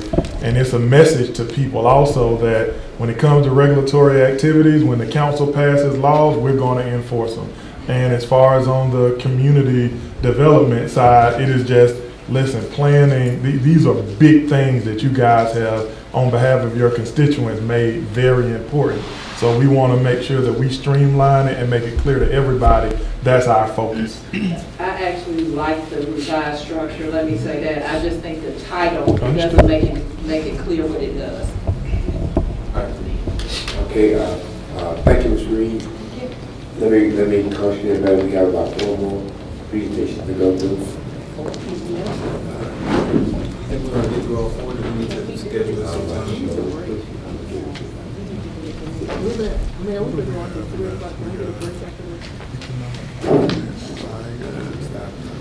Good afternoon, Mayor and Council. Good afternoon. I will be brief since we have so many more people to go. My name is Christopher Pike. This is my 3rd week and 2nd day here with the City of South Fulton. Excited to present some opportunities that I think are going to be game-changing for our community. I have a lot of different diverse experiences, whether it be as an entrepreneur, an elected official, as you all, or an economic development professional, and I think the idea of Destination South Fulton is very exciting for our community. If you can ask my staff in Villarica, I always operate under one principle. We want to be the measure, or we want to be the standard, rather, by which every other city is judged. And so I bring that same philosophy to South Fulton, and I think Destination South Fulton gives us an opportunity to do some very unique things. Real quickly, as we've already mentioned, we will work very closely with Ms. Reed and Community Regulatory Affairs to make a one-stop shop for our businesses, people who are coming to our community to do business. And it's important for us to make sure that we provide an opportunity for them to go back and then tell our story that they came to the city of South Fulton and got great one-stop shop service. The other thing that we want to do is make sure that we educate not only the community at large, but the business community about what some of our issues are as it relates to permitting and operating a business in the community. So we will focus a lot on education in this budget, which I think will also go a long way in helping to make us more business friendly, because then people will have access to information that will make the process smoother for them. We want to be strategic in our thought process. So one of the things that we're going to recommend is to develop a strategic economic development plan this year. If you don't know where you're not planning on making sure that you're developing for the future, then people will come in and plan the community for you. And we want to eliminate that as much as possible. As I tell people, we want developers to come here, but we don't want to just accept anything. And so the strategic plan will help us determine how developers are going to do business with us. But if we don't have a standard or expectation to give to them, then we can't hold them to that. So a strategic plan will help us do that. Again, once we get the strategic plan, that's when the hard part comes. And so my job was, Ms. Reed's job is to figure out what's to be put on the dirt. It's my job to go out and put the stuff on the dirt. So that's when we plan and get the strategies together that we're going to use to implement the stuff that's in the strategic development plan. And then the incentives. What are the things that we're going to do and offer? We need to develop our, what I call the economic development toolbox. We can't be sitting at the table with a developer, hemming and hawing about what it is we can and can't do. We need to walk into the meeting very confident about what it is we're willing to provide for this developer to make this project happen. And so we'll need to have those tools and resources available for us before we can have that dialogue and that conversation. And then implement. What are the mechanisms that we're going to do once we get the toolbox to actually utilize the tools in the toolbox? And so we'll be recommending the establishment of a development authority. The city attorney can speak more to this, but the state has very strong gratuities laws that prevents municipalities from giving the private sector money directly. So a development authority allows the city to participate in acquiring private investment into the community by the use of the development authority. Just some highlights. We don't really have any capital expenditures this year in our budget, but there are some big ticket items that I wanted to pull out and speak to more directly. One of those things that goes along with being business friendly and being an opportunity to educate are special events. And these are opportunities for us to engage the community and create platforms for networking opportunities, for business seminars, business education, business recognition programs, which I think go a long way into really creating an atmosphere of being business friendly. I think businesses tend to appreciate it when the government or the city appreciates them, and that in return gives them more incentive to do more in the community. The other thing is professional services. The big bulk of that professional services line item is related to the inspections that are moving over to Destination South Fulton. So that is the contract that is currently in place that the city already has a relationship with. And then the other parts of that professional services are directly related to development of the strategic economic development plan. And then one of the economic development tools that we will be bringing very shortly to the council is starting the process for the tax allocation district, which is a tool in our toolbox, but we need to develop a plan around that. So those two things are the services related to that. And then one project that I'm extremely excited about is a Small Business Incubator and Resource Center, which I think will give us an opportunity to cultivate homegrown businesses and grow some of our mom and pop industry. As we know, 80% of the jobs in this country are created by small business, and our ability to be able to help those small businesses grow in our community is going to be beneficial for in the long term for our community. Just very quickly, some of the items in the previous slide are plugged into this operating expense, so I won't go over all of them, but advertising, obviously being able to get our message out There will be branding done around Destination South Fulton, so our ability to be able to communicate that brand and that imaging not only to our community, but to the business community, statewide, regionally, will be very important as we attract businesses to the community. Obviously, education and training is something that I think is important. I was an adjunct professor in college. I taught leadership development, so I think the development of your frontline people are very important in conveying, develop a front of people who are competent, who can assist people when they come in our door, who are knowledgeable about the process and can provide the answers that we need in real time. And so that's going to be important as well. As was mentioned earlier, grants is something that we shared with the Community Regulatory Affairs, and so that will not show up in our final version of the budget. And then business development speaks to the small business incubator. This is a look at our organizational structure when the departments will be transitioned. Community and Regulatory Affairs managers, mostly related to what I call the things that have to do with operating a business in our community, whether it be business recruitment, whether it be licensing for your business. That part of what we do will help streamline people wanting to open a business in our community. And then the other part has to do with people who actually want to build something in our community. So that is the building permit part of the business that we would be involved in that will help streamline that. So if we have a developer come in, we can help walk them through that process as far as their inspections that relates to plumbing, electrical, those type things. Plan reviews will be in conjunction with Community and Regulatory Affairs. And then of course we will have a person who will help from an accounting and records management and data collection process as well. And all of those people will help support the new initiatives that we'll be doing. And so it's important to recognize that we will be bringing on the incubator. That will be a whole nother programming that we will need to help to facilitate staffing. Once we bring the Development Authority on board, they will need professional staff to help them be efficient and effective. So we will actually increase our workload. So these positions are being requested to help really make sure that those entities and those programs go off as intended. I will say that none of these are new positions, and we're not requesting additional positions. You will see their building permit and inspections. That is currently provided under the contract that we have, but the goal is to at some point transition those in-house, but we don't want to do it haphazardly. We want to bring those people in so there's symmetry in the work that's being done there, and we're not dropping the ball on projects.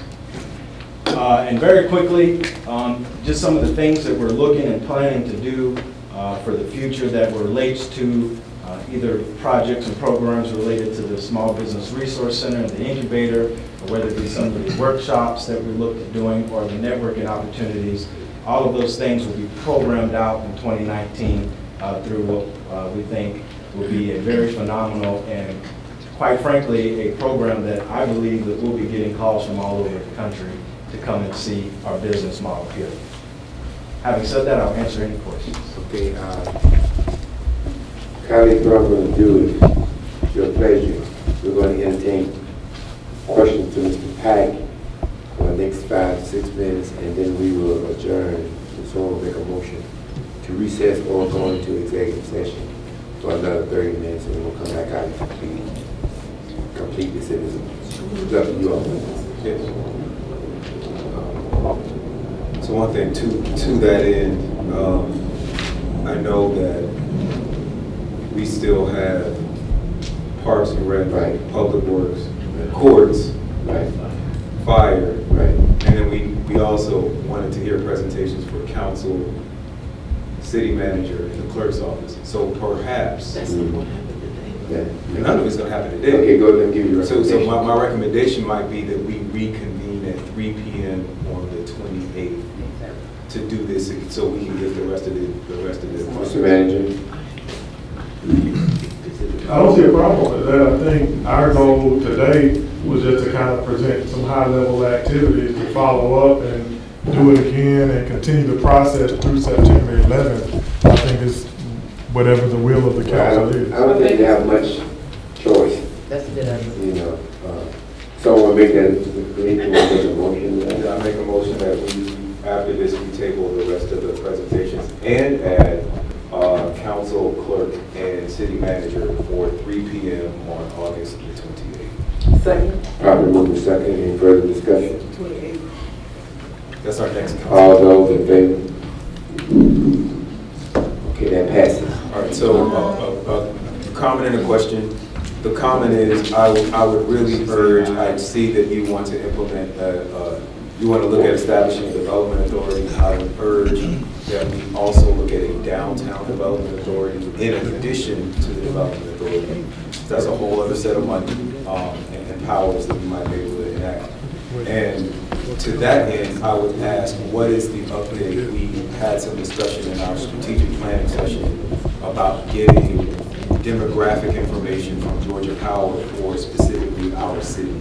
And I just wanted to know, where are we in that? When might we have that information? Well, obviously we can get very high level information. Clearly there's some backlag in getting information from when the city was actually created. You can obviously pull out some of that information from just the unincorporated part before the city was created. I think the best information that we'll get and the more thorough information will come when we do the strategic economic development plan, which we put, I just yesterday did the scope for what we want in the RFP, and that is something that is included in there. It's a very thorough demographic look. So just month, year, when are we thinking we might have that? October, December? Well, it's funded in the budget. If it makes it through the budget process, like I said, we're working on the RFP now. So once the budget's been approved, we'll put that RFP out on the street. And then hopefully once we get a contract for a consulting firm to help us with that, it'll be anywhere from 6 to 9 months before we have the whole strategic plan back. Thanks. Okay, I'm going to entertain Ms. Jackson and Ms. Wilson will conclude this. Yes, I'm looking at, you said a small incubator and resource center? Yes, ma'am. Can you tell me where you're? That, I have not put any energy in developing and looking at a location. As I go through this budget process every year, so stuff gets cut out, so I don't put my heart involved in anything until I know it's going to make it through the budget process. So we haven't gotten that far as located. So I don't even need to ask the when? Yes, ma'am. Okay. Does this strategic plan include a redevelopment plan as well? Well, there will be what we've asked in the scope of work is to identify areas that have need revitalization and reinvestment. And so part of the plan will be to identify the areas in our cities that need redevelopment, revitalization. Okay. Okay. Mr. Mayor? Yes. I move that we recess into executive session to discuss personnel, real estate, and litigation. Said personnel and litigation? Personnel, real estate, and litigation. Okay, I got you. Okay, just a second. Properly moved to second. Any discussion? Could we have a 15-minute recess before the executive session starts? No. For what? We don't have time. A bathroom break, a walk. Well, he's going to get chat with you. Okay. All right.